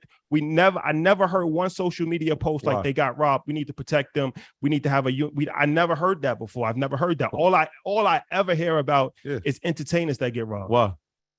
Because our priority. All Black guys in sports and entertainment. And so we even, right? So we've already glorified that as the way to success. And so when we look at success, we got to say like, all right, they got robbed, man. There goes my way to success. They're getting robbed. We don't look at these other professions. That's why I think our platform was before, and not just to toot our home, but that when we were in the classroom was like, let's show these kids other things that they can be, so they don't have to aspire to just be that, right? And so when we teach them in that, then we can teach them all financial literacy lessons inside of that. But we digress. All right. Well, neither here nor there. Just because it's a good deal doesn't mean it's not robbery. That's all I'll say. All right. Robbery was slavery a good deal? You can't compare slavery with that. It's two different things. Let's not walk down that path. Kanye. This is not TMZ. Yeah, Kanye. You will not do this. Yeah, we're not going to do that. Shout out to Van Lathan. Yeah, shout out to Van Lathan. Very important person in the culture. Foreclosures. 700%. Is that an accurate number? Mm-hmm. Year over year. I want you guys to go Google the article. So do I think the housing market is going to crash for the next 5 years? No. Do I think it will be as bad as 2008? No. But levels are coming down. Like I told you guys last week, the guidelines for what you need for investment properties are changing, for first home buyers are changing. It's lining up to look like what 2007 and 2008 did. The market was too hot. Austin, LA, New York, of course, Miami's on fire right now. But we are going to see a correction. The real estate market is usually the last market that adjusts. So please keep your eye on that. But if foreclosures are up that much, a patient real estate investor is going to be able to seize some amazing opportunities. But I mean, when you have people that are offering $70,000 above asking price, is that no different than Zoom being $400 at one point, or Rivian, Lucid? Like, the parallels are there, and you're going to have a growth sector in every asset class, and then you're going to have like a fundamentals based or value based sector in every economy. You got to be careful though. This reminds me, and for everyone who's in real estate, if you have properties, you can chime in and give me your thoughts in the chat. But if foreclosures, and I heard the interview that Matt did with the brother, and I know Facebook is building there, Google's doing more, but nevertheless, over the next year and a half, prices in Austin are going to slide down. Like, I have no bias towards real estate or stocks. My job is just to give you guys the truth. We have to be careful, and we have to begin practicing how to buy at great prices. And at InvestFest, I will show you a simple method of how you can use charting to know where to buy your houses with Fibonacci. So come Sunday, bring your family, hide your wife, hide your kids, bring your family. Not that I'm going, it's just a joke. I'm not going to do that with your wife. Ian had changed, y'all. When he first got on, he had on them glasses. He was so humble. Now he didn't change. These are just jokes. I'm working on my little comedy routine. That's all. Yes, man. Shout out to all the rappers, man. I like rappers, man. I lose my patience after a while, man. Y'all doing all this. Y'all begging to get in billionaires' presents, and y'all. That's goofy. I hate that. Y'all dancing and sliding, doing an electric slide it's so weird. Yeah, they're living and get out. What you think of Meek leaving Rock Nation after 10 years? I'm not fully abreast on the situation, so I don't really want to comment on that. But I like Meek Mill's music. I like his criminal justice reform situation that he's doing. I just think that it's just weird to me that all of these rappers just want to just hang around billionaires. Like, it's one thing to hang around billionaires and get information and be friends. That makes complete sense. Like, but it's like certain ways you do it. Like, you see Nas with Andreessen Horowitz. It's not in no clown, like he's like his little son. Like, they actually doing business and they behind the scenes. Like, when you start seeing these videos and these rappers is doing all kinds of weird behavior, it's weird. Yeah. And it's something that is just very strange. Yeah. We had this conversation the other day. Like, it feels like that Eddie Murphy and Trading Places, right? Like, if you're going to be around these people of this caliber and you're learning, then we come from the place where as soon as we learn, we got to teach. And so if you're around them, what have you learned that you can give back to our community rather than just the music that you're talking about? Or are we going to hear it in the music that you're putting out? And I haven't heard it yet. Like, I hear people saying they want to do this. You're never going to hear it though. Right. And so that's the thing. So, like, if you're going to flaunt or around the place with them, it's like, all right, cool. But what are we learning? And what are you learning? Not bigger than us learning. And it's weird that what are they learning? It's weird that the billionaires want to just hang out with them, or it's just a weird dynamic. Like, why is it weird? Because it looks very strange. Like, if you for the culture, you should embrace all aspects of the culture. Like, you know what I mean? Like, who said the billionaires was in it for the culture? Well, that's what I'm saying. They're in it for the look on social media because it's a good deal. You in it to raise your valuation because it obviously has helped other people raise their valuations when you start to hang around rappers, and now it makes you cool and now you're a social figure. But it's a weird dynamic that's extremely awkward to witness. But if they're doing the same thing Betha did to Favi, is even swap is no swindle, right? It's the same thing. So if they can use Meek to get more clout and get cool points with their kids and go work certain deals in the urban market, and Meek doesn't have the information to know that they're going to get $22 million off the deal, and then meanwhile they beg to go buy Hovercraft presents. If he doesn't know, isn't that the same thing as the Mace and Fabio thing? Well, it's not even just Meek. Shout out to Meek. It's not, because it's a variety of different people. But I think the Mace thing is different because he wasn't hanging around with Fabio. A lot of people didn't even know he was signed to him. Mm-hmm. He never used it to boost his own social clout. He stayed out the way. to his credit. But he was trying to do the same thing to Favi that he said Diddy was doing to him. Allegedly. There's always two sides to this. That's why I'm like, don't cry. Like, you can't be a robber and then get shot and cry about getting shot when you're a robber. No, you can't. There's no, you can't. You can't do that. Let's get some questions if we can before we. Shotty said, "I'm over this shit. Come on." Troy, you funny. Jan, coming to you. Question number one. Jan, there you are. Buddy. Oh, my background's not on. Oh, shout out It's all to the good. taupe Let it rock. curtains. Hey, How you guys doing today? We good. Good. great. How are you? Good. I'm good, thank you. Let's get to these questions. You guys want a Jan update? Yes. What's going on with you, Been Jan? a Hope we while. have time. I got a lot going on. I don't know where to begin, but I'll give an Airbnb update. I now have 2 of them and my travel nurse. This has been the best summer yet. I can't even believe it. Like, just one of my units is making over 7K. I don't even know how that Congrats. works. Wow. No, it's been really Congrats. great. And I've been like helping other people start theirs, which is really cool. I'll be in Miami for Ian's birthday, and I booked an Uh-oh. Airbnb, and it's less money a night than I do in Providence. So if you live in a small town or a small city, you feel like you can't make money in short and midterm rentals, you definitely can, and you should definitely try it. So I'm working on ways to help other people get started in short and midterm rentals, because the few people I have helped have made really good money quickly. So I'm excited for that. Hey, Congratulations. amazing. Yeah, thank you. Congratulations. Yep. Yes. All right, let's get to questions. I know the earners have been waiting. So Deji, I'm gonna come to you first. Unmute yourself, please. Good evening, ladies and gentlemen. How y'all doing? Good evening. Good How are you? evening. Good. Y'all talked a lot about rap today. I want y'all to y'all of my age, so I think y'all should definitely listen to that new Joey Badass. Very solid album. 2000. Shout out to Joey. We interviewed check him it at the BT Awards. Good dude. Yeah, 2000. I started. I haven't finished it. Solid project.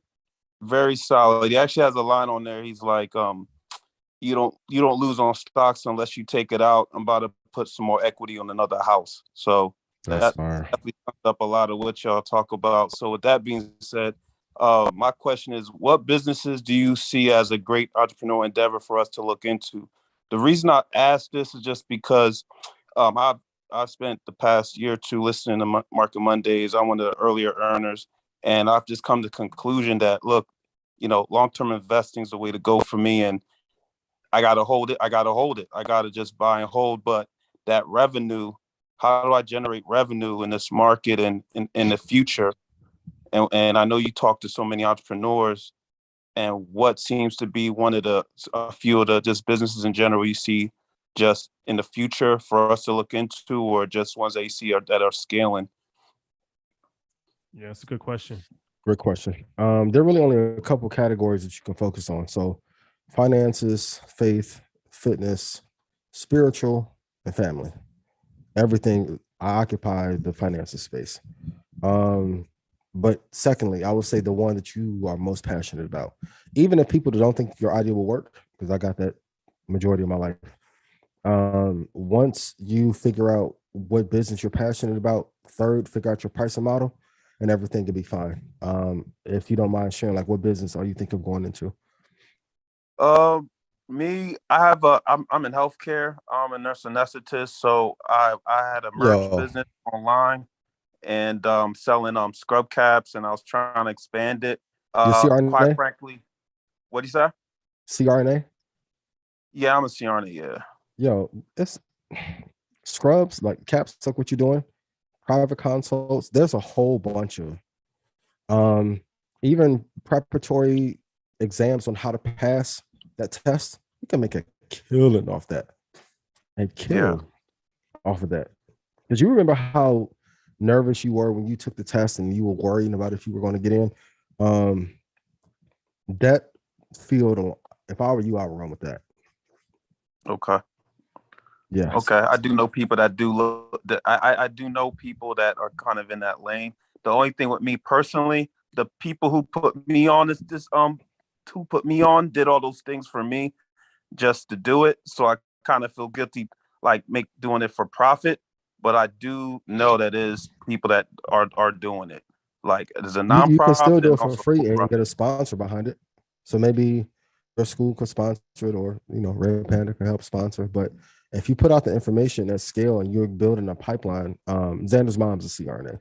So I'm telling you from personal experience, like Oh, the amount of testing and stuff that she went through to then pass. right.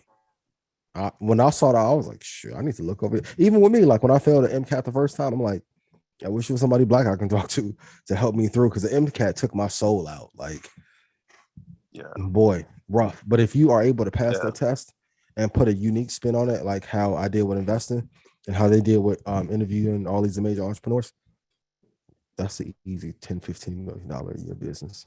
I'm gonna give you to September to get on it. If not, I'm gonna do it. All right. Just being I real. appreciate that. Yeah, Yeah. I feel like what Ian said. I mean, there's not necessarily one particular business. I feel like whatever you're passionate about, but there's certain business principles, I think, in today's day and age that apply to all businesses. So low overhead, something that's scalable. So like even if you're doing fitness, it's not what's not scalable. It's just doing one-on-one fitness in your local gym. But what is scalable is, doing, you can start off something that's reasonable, like a Zoom class, and then scaling it to, online programs, and then a subscription-based model where Mr. 2 Weeks Out, I remember he was making like over $100,000 a month doing subscription-based for a low price point, like $29. So, that's more scalable than trying to just work out of a physical gym. Yeah. And I feel like it's the same with clothes, online boutique and social media, different things of that nature. When it comes to our space and media, that's obviously scalable because it's not something that we just have to be limited to geographically. We can touch people all over the world. We can keep overhead relatively low, and we can have tremendous bandwidth, and you have to be able to leverage social media. I feel like social media is the great equalizer when it comes to businesses in 2022, 2023, 2025, because the reach that you're able to get organically is almost unprecedented in human history. Like there's never been a time where you can, like, we have 1 million followers, we can reach 100,000 people with any given post. That's not normal. Like to be able to actually get 100,000 people to hear what you said, like even 50 years ago, that would be pretty much impossible. You would have to pay millions of dollars to get on television. So just think about that. This is a unique moment in history. Even if you reach 5,000 people, 5,000 people is an amphitheater. Like, you know what I mean? Like never discount the credit of 5,000 followers. You have very few people in the history of the world have 5,000 people that actually follow them. That's a tremendous amount of people. So I feel like now social media has given all influencers and entrepreneurs opportunities to grow at tremendous pace, but you have to have some level of a business model in place where you can reach people and your products and services make sense. So if it's like something that's like a cake, that might not be a good product because that's something that's is going to go bad after a few days. So if it's something that you can ship, you can scale, you can, best case scenario is digital and it's not a physical situation, then to me that makes all the sense in the world. So when you're putting together your business plan, just keep those things in mind. But like I said, that can be for a variety of different things, not just what we do, but what we do as an example, but you can do it on a variety of different things, but all of those principles should be in place. Yeah, and I'll just add to that. I know you said that you felt the way about charging. Never be ashamed to make money, but the first thing is just add value, right? So like even inside that business plan, even inside your profession, just try to add as much value. The same way people poured into you and added value, and you were able to succeed in that profession is because they did that. So in return, just continuously add value, and the money will be a byproduct of it, right? Like you'll have a system or you'll have a plan in place, and the money will be a byproduct. But just think about how many lives you can change first, how much value you can add, and then everything else will fall into place. So good luck with that, man. I appreciate and also it. try and focus on doing something that someone else can't do. The more people that you can be in the same industry, but they shouldn't be able to do the one thing that you can do. That's what's going to give you an edge and will allow you to get to like the deca million through 100 million. Like the first million you can get off hustle. Once you get to 10 to 100, it's off your uniqueness. Got it. I would ask another question. I just got one comment. I don't know if we had this episode already, but if you got someone that, it's just a suggestion, that actually buys businesses as opposed to building them. Because I think for me, with a career already, I think that might be a strategy for me. Is like maybe add value to a business already established. So I don't know if we covered that yet. Not yet. I've been working on the guests. I'm gonna try and put it together like the next September, October. All right, cool. Thank you, brother. Appreciate you, bro. No problem. Thank you. All right, next we have King Lattimore. Unmute yourself, please. Peace. Can y'all hear me? Yes, sir. Bro. Blessings, man. I just want to tell everybody who watching on the YouTube that Janet is a wonderful person. She helps us in the EYL family, man. Like a lot of people don't give her a lot of credit, man. So behind the scenes, she do help us, man, in every class. So I just want to give her a shout out first. And to the Kings, man, to Troy, Rashad, to Ian, man.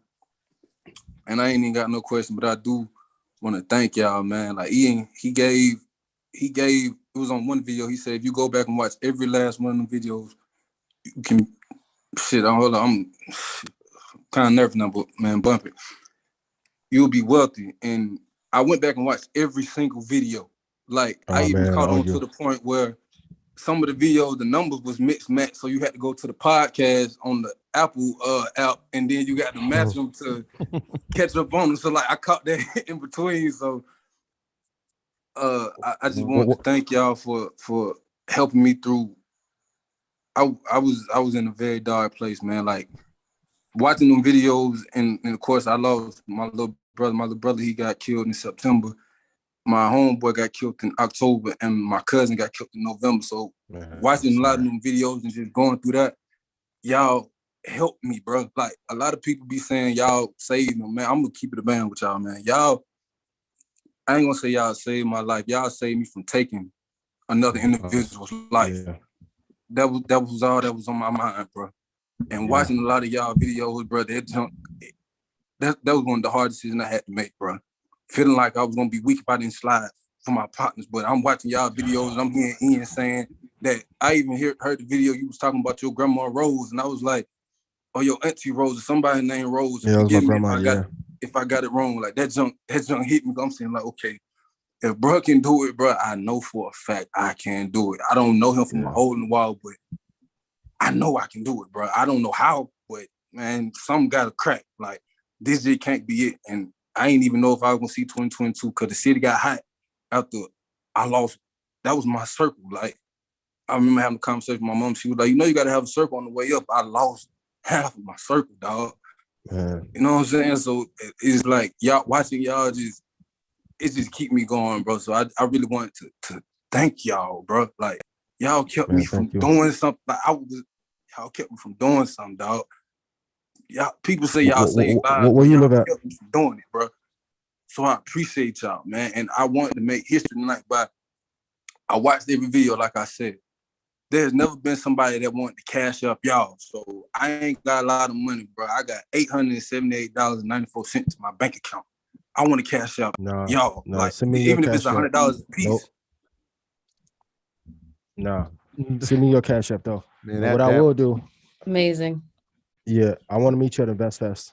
What's your cash app, brother? You can't say no. Yeah, and we gotta see you in Atlanta. Yeah, we definitely. Where you from? Where do you live? Atlanta. That's too easy. Oh, you're in the city. That's too easy. Yeah. Janet, please get him a Invest Fest ticket, please.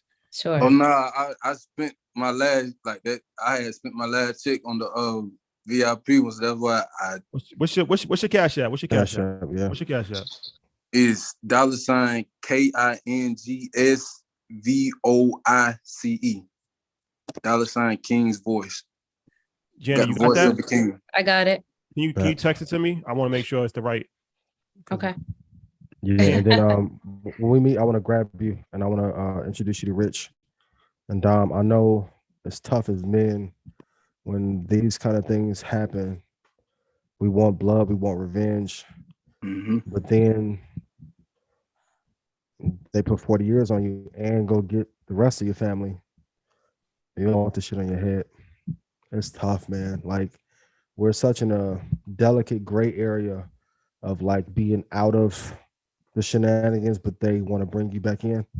I don't casually bring many people in a Red Panda, but I do want you to meet Dom and Rich so they can give you some guidance on how to navigate that, and then hopefully you can pick up some brotherhood through us.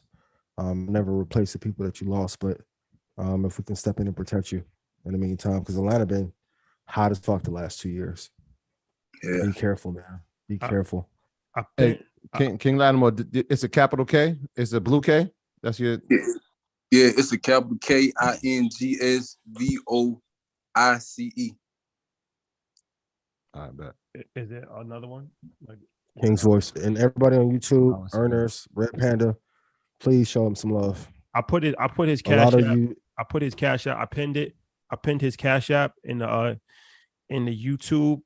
So yes, it's not. It's of course it's men sometimes, all the time. Like you got pride, so I don't want to make it like it's, but it's like it's a blessing to be able to just share some level of good tidings, and I feel like that's a very touching story for sure. And it's one of these things that goes back to the mental wellness conversation. Like shout out to 19 Keys. He talks about that a lot as far as like men specifically, black men specifically.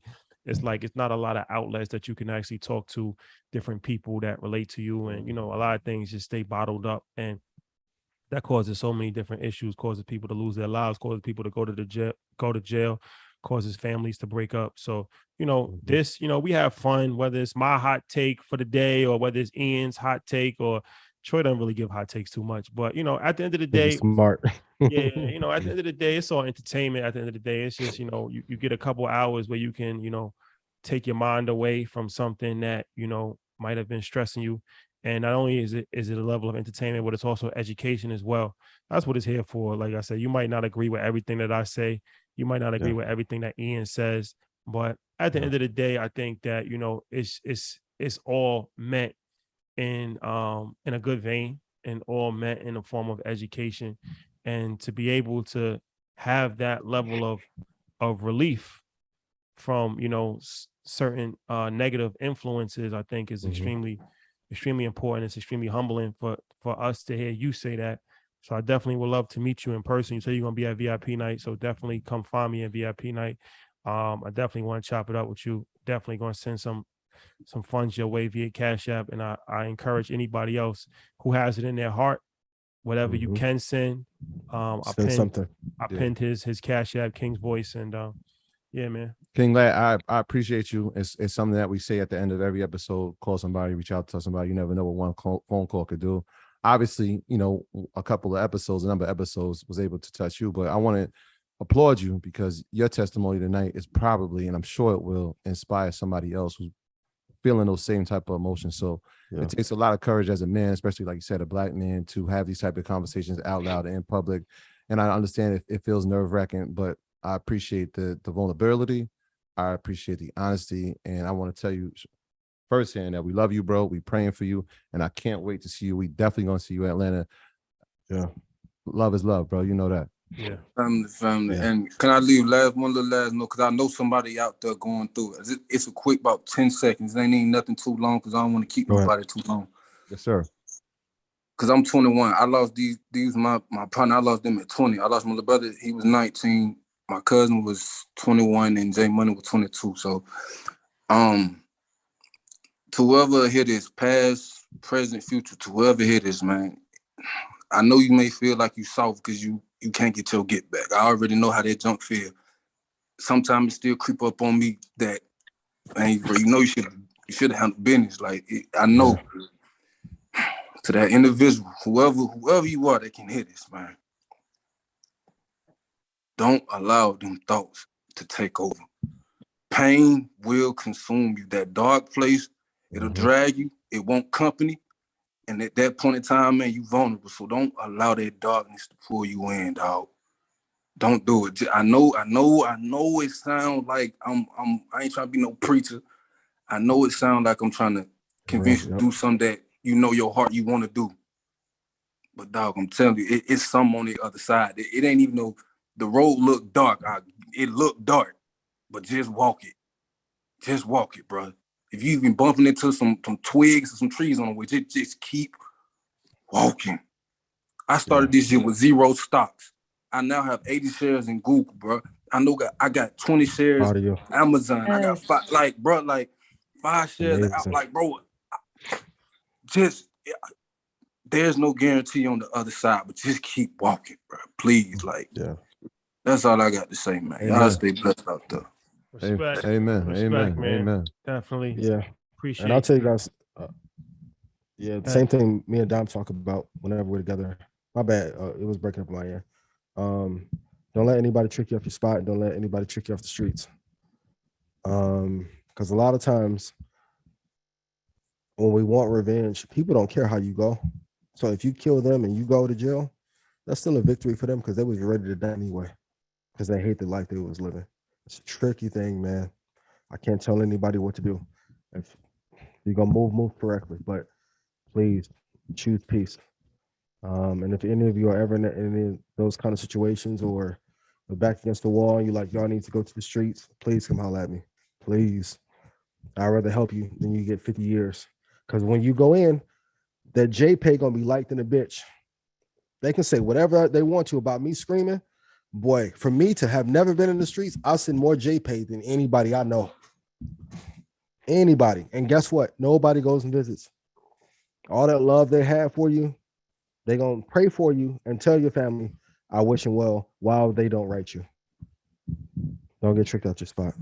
Yeah. Wallow267 has a great TED Talk where he spoke about forgiving his brother's killer. Mhm. It's a very touching, very emotional, very thought-provoking conversation that he had.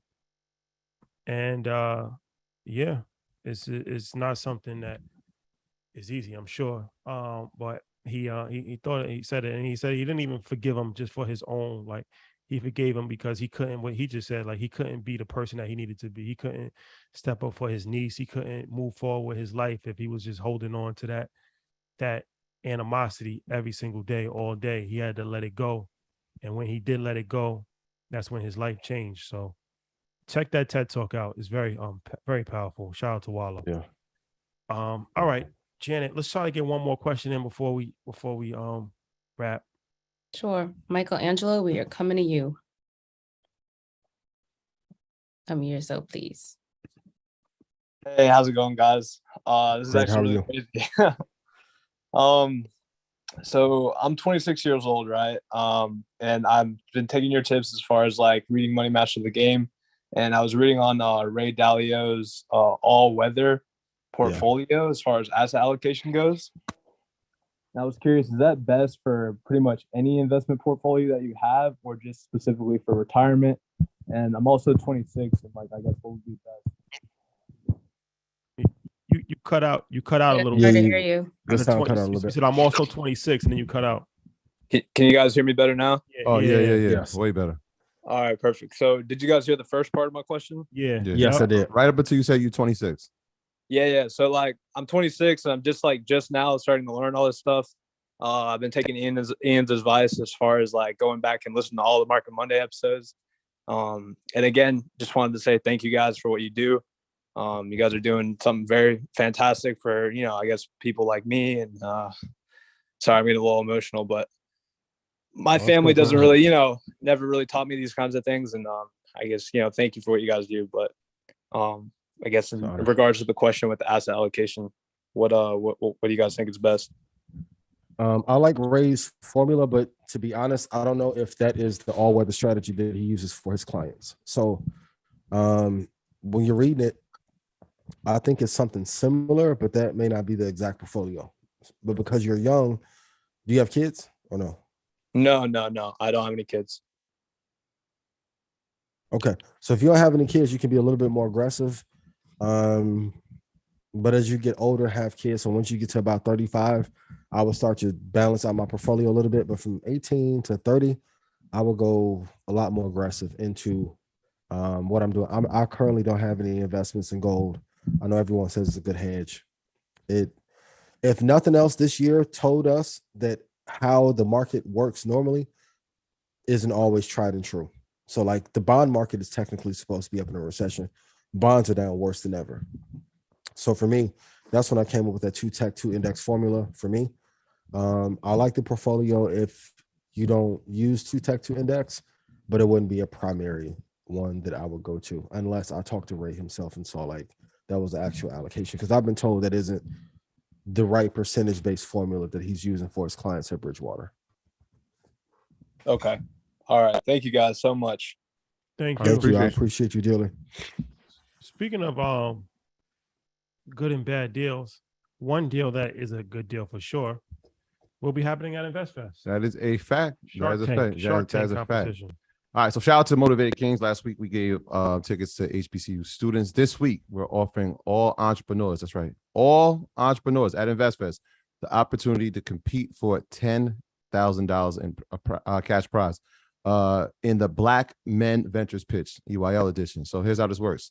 We teamed up with Black Men Ventures and Ami Bell, the CEO of Black Girl Ventures, to present Black Men Ventures Pitch, the EYL edition at InvestFest, sponsored by Kendall Ficklin of Grindation.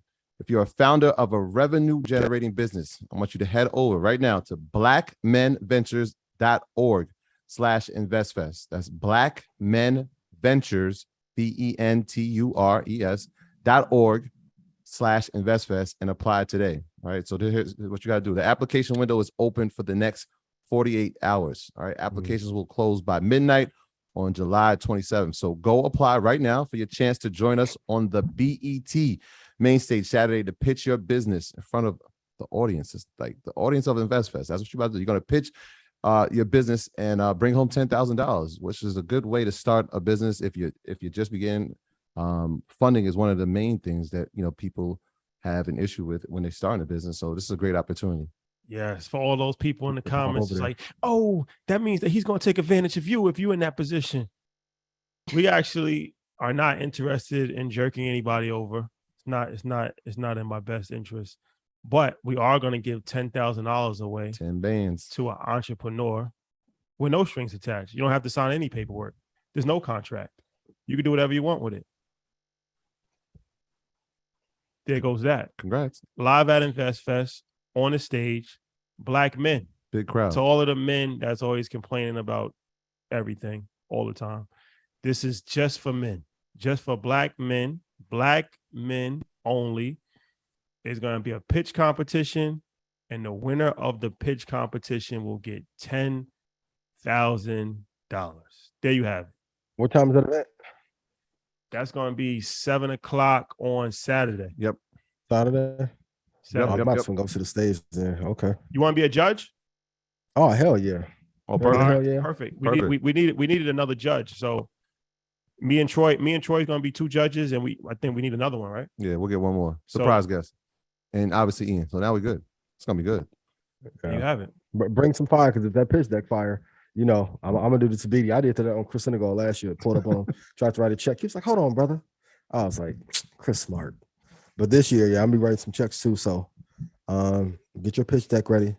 Be entertaining. Have all your financials, return on assets, return on time, return on investment, total addressable market, competitive advantage. Have all that in your deck, please. What's the website again? It is Black Men. So Black BLACKMEN Ventures VENTURES.org/investfest. Black. There you have it. There you have it. And then thank you, Mercedes. They put the information in, and we're gonna choose a winner live at InvestFest. Yeah. And it's dope too, because you'll have 10,000 people in the audience, so they'll give crowd participation as well. Yeah, I feel like everybody's a winner. You make it to that stage. Everybody's it's one of these things. You never know. You never know who's going to be in the audience. Yeah. And even if you don't win, or even if you do win, somebody might hear your idea, and they might want to put $100,000 into your business. I feel like it's a win-win for everybody. Yeah. It's one of those situations. And if you're gonna be there as a vendor with your business and you want to pitch, please have an actual pitch deck that you have printed out. Yeah, this is the big leagues. This is the big leagues. Yep. You want to talk about a win-win? Let's talk about a great choice if you're looking to bank or invest. Ally is a leading digital financial service company with passionate customer service and is relentlessly focused on doing it right for both customers and our communities. Ally is giving away Market Mondays viewers. That means everybody that's watching this and can hear my voice a special offer at ally.com/EYL so that you can save, invest, and spend on the things that matter most to you. Again, that's ally.com/EYL. For everything we need, we're all better off with an ally. Shout out to David Gonzalez. He said, what about me? I'm Mexican. Hold on. Securities products and services are all offered through Ally Invest Securities LLC, member FINRA/SIPC. Shout out to the good folks at Ally. It's called Stay Tuned. It's called Stay Tuned. Latinx, stay tuned. Y'all didn't know I speak Spanish. I was waiting to drop that bomb. Can't drop that bomb. No, we can't drop that bomb. Can't drop that bomb. Yes. Nope. Nope. Cannot. Invest Fest will be a life-changing experience. But before Invest Fest, we are making our way to the great city of Milwaukee. Once again, we're doing community work. We teamed up with American Family Life Insurance. Shout out to American Family Life Insurance. And we're having an event in Milwaukee this Saturday. This Saturday, it's a free event. It's for children and it's for adults. The high school thing is sold out already, and the all-day adults thing is sold out. But what is still available is middle school. So if you have a student in middle or a child in middle school, you can sign them up, and for just our portion, like, because it's an all-day event. But you can, if you're an adult, you still can register for just the Earn Your Leisure portion. So go to our website, the Milwaukee event tab. It's free, 100% free, all-day financial literacy event for children and for adults, middle school, adults. There's still a few tickets left. So Milwaukee, Wisconsin, my first time ever being in the state of Wisconsin. So looking forward to it. Hopefully Brandon Rule will be there. Yeah, that'd be dope. Yeah, for sure. Yeah, we can visit his property. Yes. Yeah, that'd be dope. Brandon Rule, a legend in the game. Yeah, good dude. Yeah. Right After the Dark will be back soon in a very special way. Cannot wait for that. Do not miss my performance at Invest Fest. Please. I'm telling you. Please. One for the ages. And then for all, shout out to, all the entertainment agencies, Yes. Ian, when's your actual birthday? Like the actual August 1st. Come on, Jen. Oh, sorry. It's a holiday. August 1st. It is a 1st. holiday for the EYL Red Panda family. Ian can we say the age? Our 82 babies in here. It's a big year for him. So we are going to celebrate in a major way. Yeah, in a major way. I told Abdullah, I'm like, we gotta make it to Ian's birthday party in Miami on Saturday. He was like, impossible. He's like, y'all gonna be in Milwaukee. I said, nothing's impossible in life. We gotta make it happen. Yeah. So he researched it for a few hours and he found a connecting flight leaving Milwaukee to Atlanta to Miami, to the helicopter, to the helipad. I appreciate it. So we'll be landing in Miami. I think I'm wearing a mask for this. Like Kanye or like not like Kanye, COVID mask. COVID mask. Okay. Oh yeah, I'm definitely wearing one. Like, you gotta be clear. And if y'all like y'all want to take pictures without it, hey, I'm sorry. I love this y'all. Is the flu I got. I love y'all so much, man. But Invest Fest so important. Too close. And too close, man. Please get monkeypox popping up. Monkeypox, nice. Monkeypox, legendary. I just found out about that this weekend. Yeah, I heard about that. That's a serious situation. They're going crazy with the monkeypox. Don't catch that. I seen a dude got both monkeypox and COVID. Yeah, double. Please give me 3 feet. Jeez. 6. Now we're going back to 6. Back to 6. Back to 6. 6. I'm gonna have on 2 masks. So. Yeah. 2 masks. If somebody connect to 5e, tell 5e coming to the party. I got something for him. So, you got more than 5 for him? Man, I heard that. I was like, Betha. Well, what y'all say? Betha, that's you? Betha.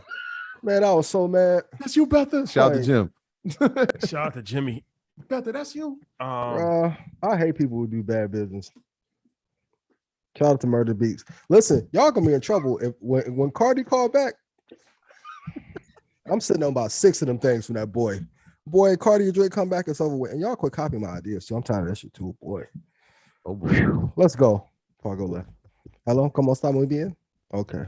Food truck village. Food truck village. That's a go. Food truck village. Invest Fest. We got a food truck village inside of the Georgia World Congress Center. After party at Josephine. Shout out to Smitty on Saturday. VIP night on Friday. It's a whole weekend of events, and we might have something on Thursday that we're working on. Speaking of Netflix, we can't talk about that. I know, but I'm just saying. Yeah. Yes. Yeah. And then after that, we will have another announcement. Big one. No. Big one. We're gonna get to talking. World domination. They said, what you been up to all summer? Hello. Trying to take over the world. World domination. Dynasty, no, not Janet, me, Bashawn, Janet. Dame, Kareem. Janet, will you be at InvestFest? Yes, of course. At the EYL University? Oh, I'll be at 3 booths at Invest. I'll be at a few booths actually. I will definitely be at the Red Panda booth to get my merch. I will be at the EYL University booth. I will be at the Earn Your Leisure merch booth, and I will be at the Bilal Group LLC booth. We have a booth, my financial planning firm. That's what's up. Yeah, so we will have a booth, financial planning, life insurance, retirement, college savings plans, all that.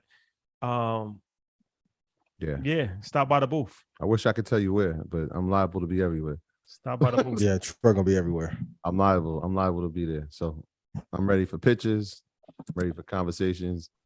Please don't pass me your children though. It's the awkward thing. It's weird. Why? I don't know. They pass the baby. It's like I don't know what to do. Like Cradle, hey. I do 4 bounces and pass back. That's my thing. I learned that from Obama. Yes. Give him right back. Yeah. Atlanta, Georgia. We on the way. The great city of Atlanta. Always been good to us, man. Shout out to Kenny Burns. Did his radio show today. Good dude.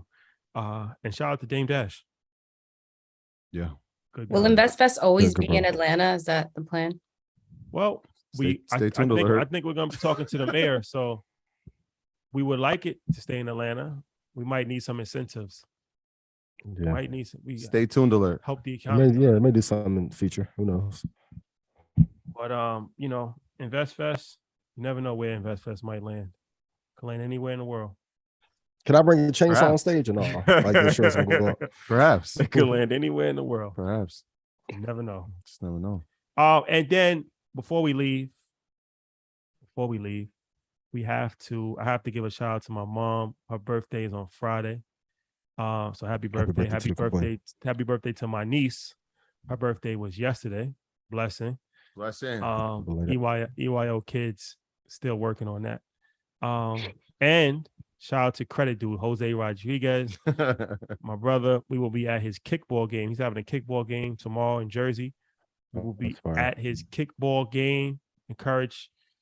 All the information is on his page. But tomorrow, EYL, we will be playing kickball. I haven't played kickball in about 25 years. That long? You gonna wear uptowns? What shoes you wearing? No. You gotta be careful on that kick. It's on baseball field. It's on so baseball it's not field, the concrete. So, I gotta dress accordingly for that. Act accordingly. But shout out to Jose, man. Super good dude. We'll be at InvestFest. He's having a kickball game tomorrow. So we got our own team? I'm not sure. I'm gonna be there though. We outside. I've been playing kickball for about 20 years. I just stopped playing. So it's gonna be fun. It's always gonna be fun. Yeah. If you kick somebody in the face with the kickball, Mike, please clip that up. Send it to me or something. It's bound to happen. Dodgeball. Gotta have extreme dodgeball. But I just saw that they won 100,000 in that. Extreme dodgeball? Yeah. Nah, extreme dodgeball is elite. They banned that in schools. Can't play that. Dodgeball? Yeah.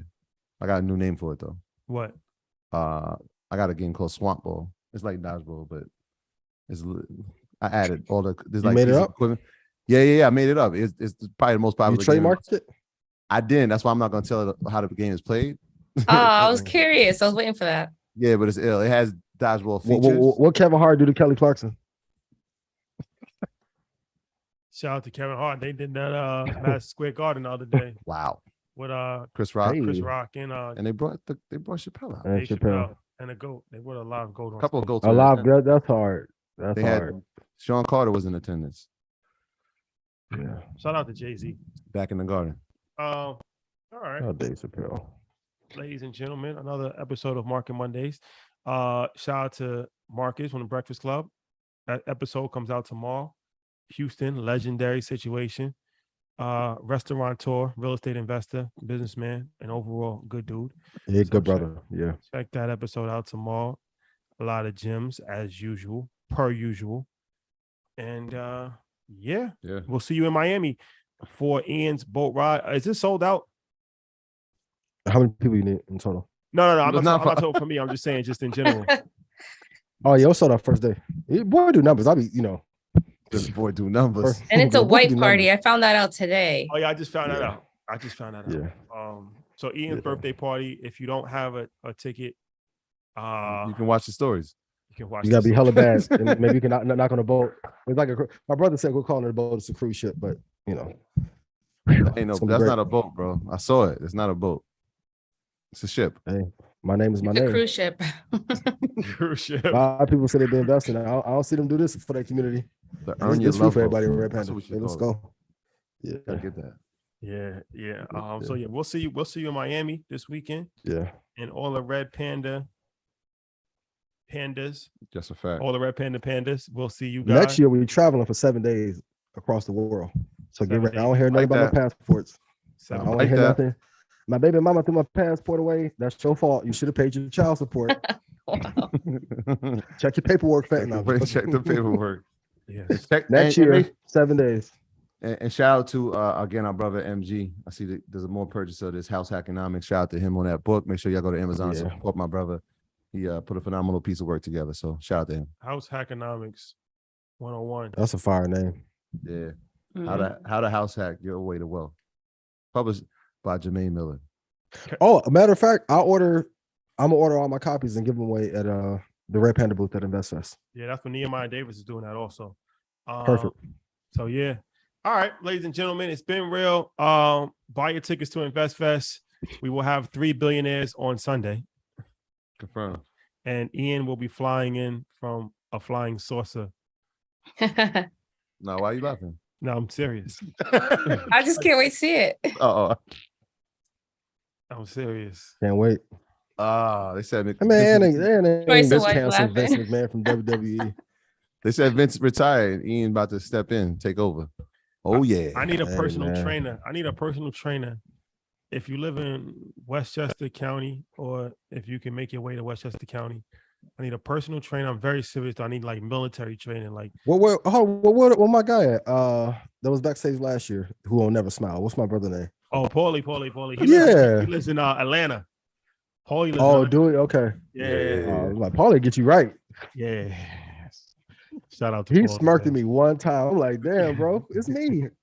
Paulie will be back. All the time. Yeah. And shout out to Greenberg. They put a mural of us in our neighborhood. Wow. Oh, that's dope. Yeah, they put a mural of us in our hood. Yeah, shout out to Keon, my brother. Shout out to Earl. It's nice, man. We put it in our stories, but I drove by. I'm gonna drop by there tonight. Actually, I drove past it this morning with my kids, and I was like, "Look, there goes Daddy." They're like, "Oh, that's nice, Dad." I'm gonna drop past. That's nice. That's amazing. I'm gonna drop past it tonight. So shout out to the town, man. Appreciate that. Love is love. I think they got us next to Martin Luther King. Right? It's like we're not. He's further at so it's like a historical portrait where it's like the beginning of leadership, and it kind of ends with us being that it's our town. So That's what's up. Yes. You don't say. Troy, you funny, man. It's our town. It's always been.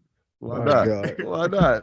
It's always been. The bureau to prove When it. you told me old boy rode the bike, yo, Shotty. You like, no, he rides his bike. I was like, what? Oh man. My God. It's Entertainment stuff funny, man. Yeah. It's only entertainment. Don't sign deals without lawyers, ladies and gentlemen. Please. Please. So we don't have to have these conversations time and time again. All right. Take care. Love you guys. See you next week. Peace. Love. Love y'all. Peace. Thanks, Jan.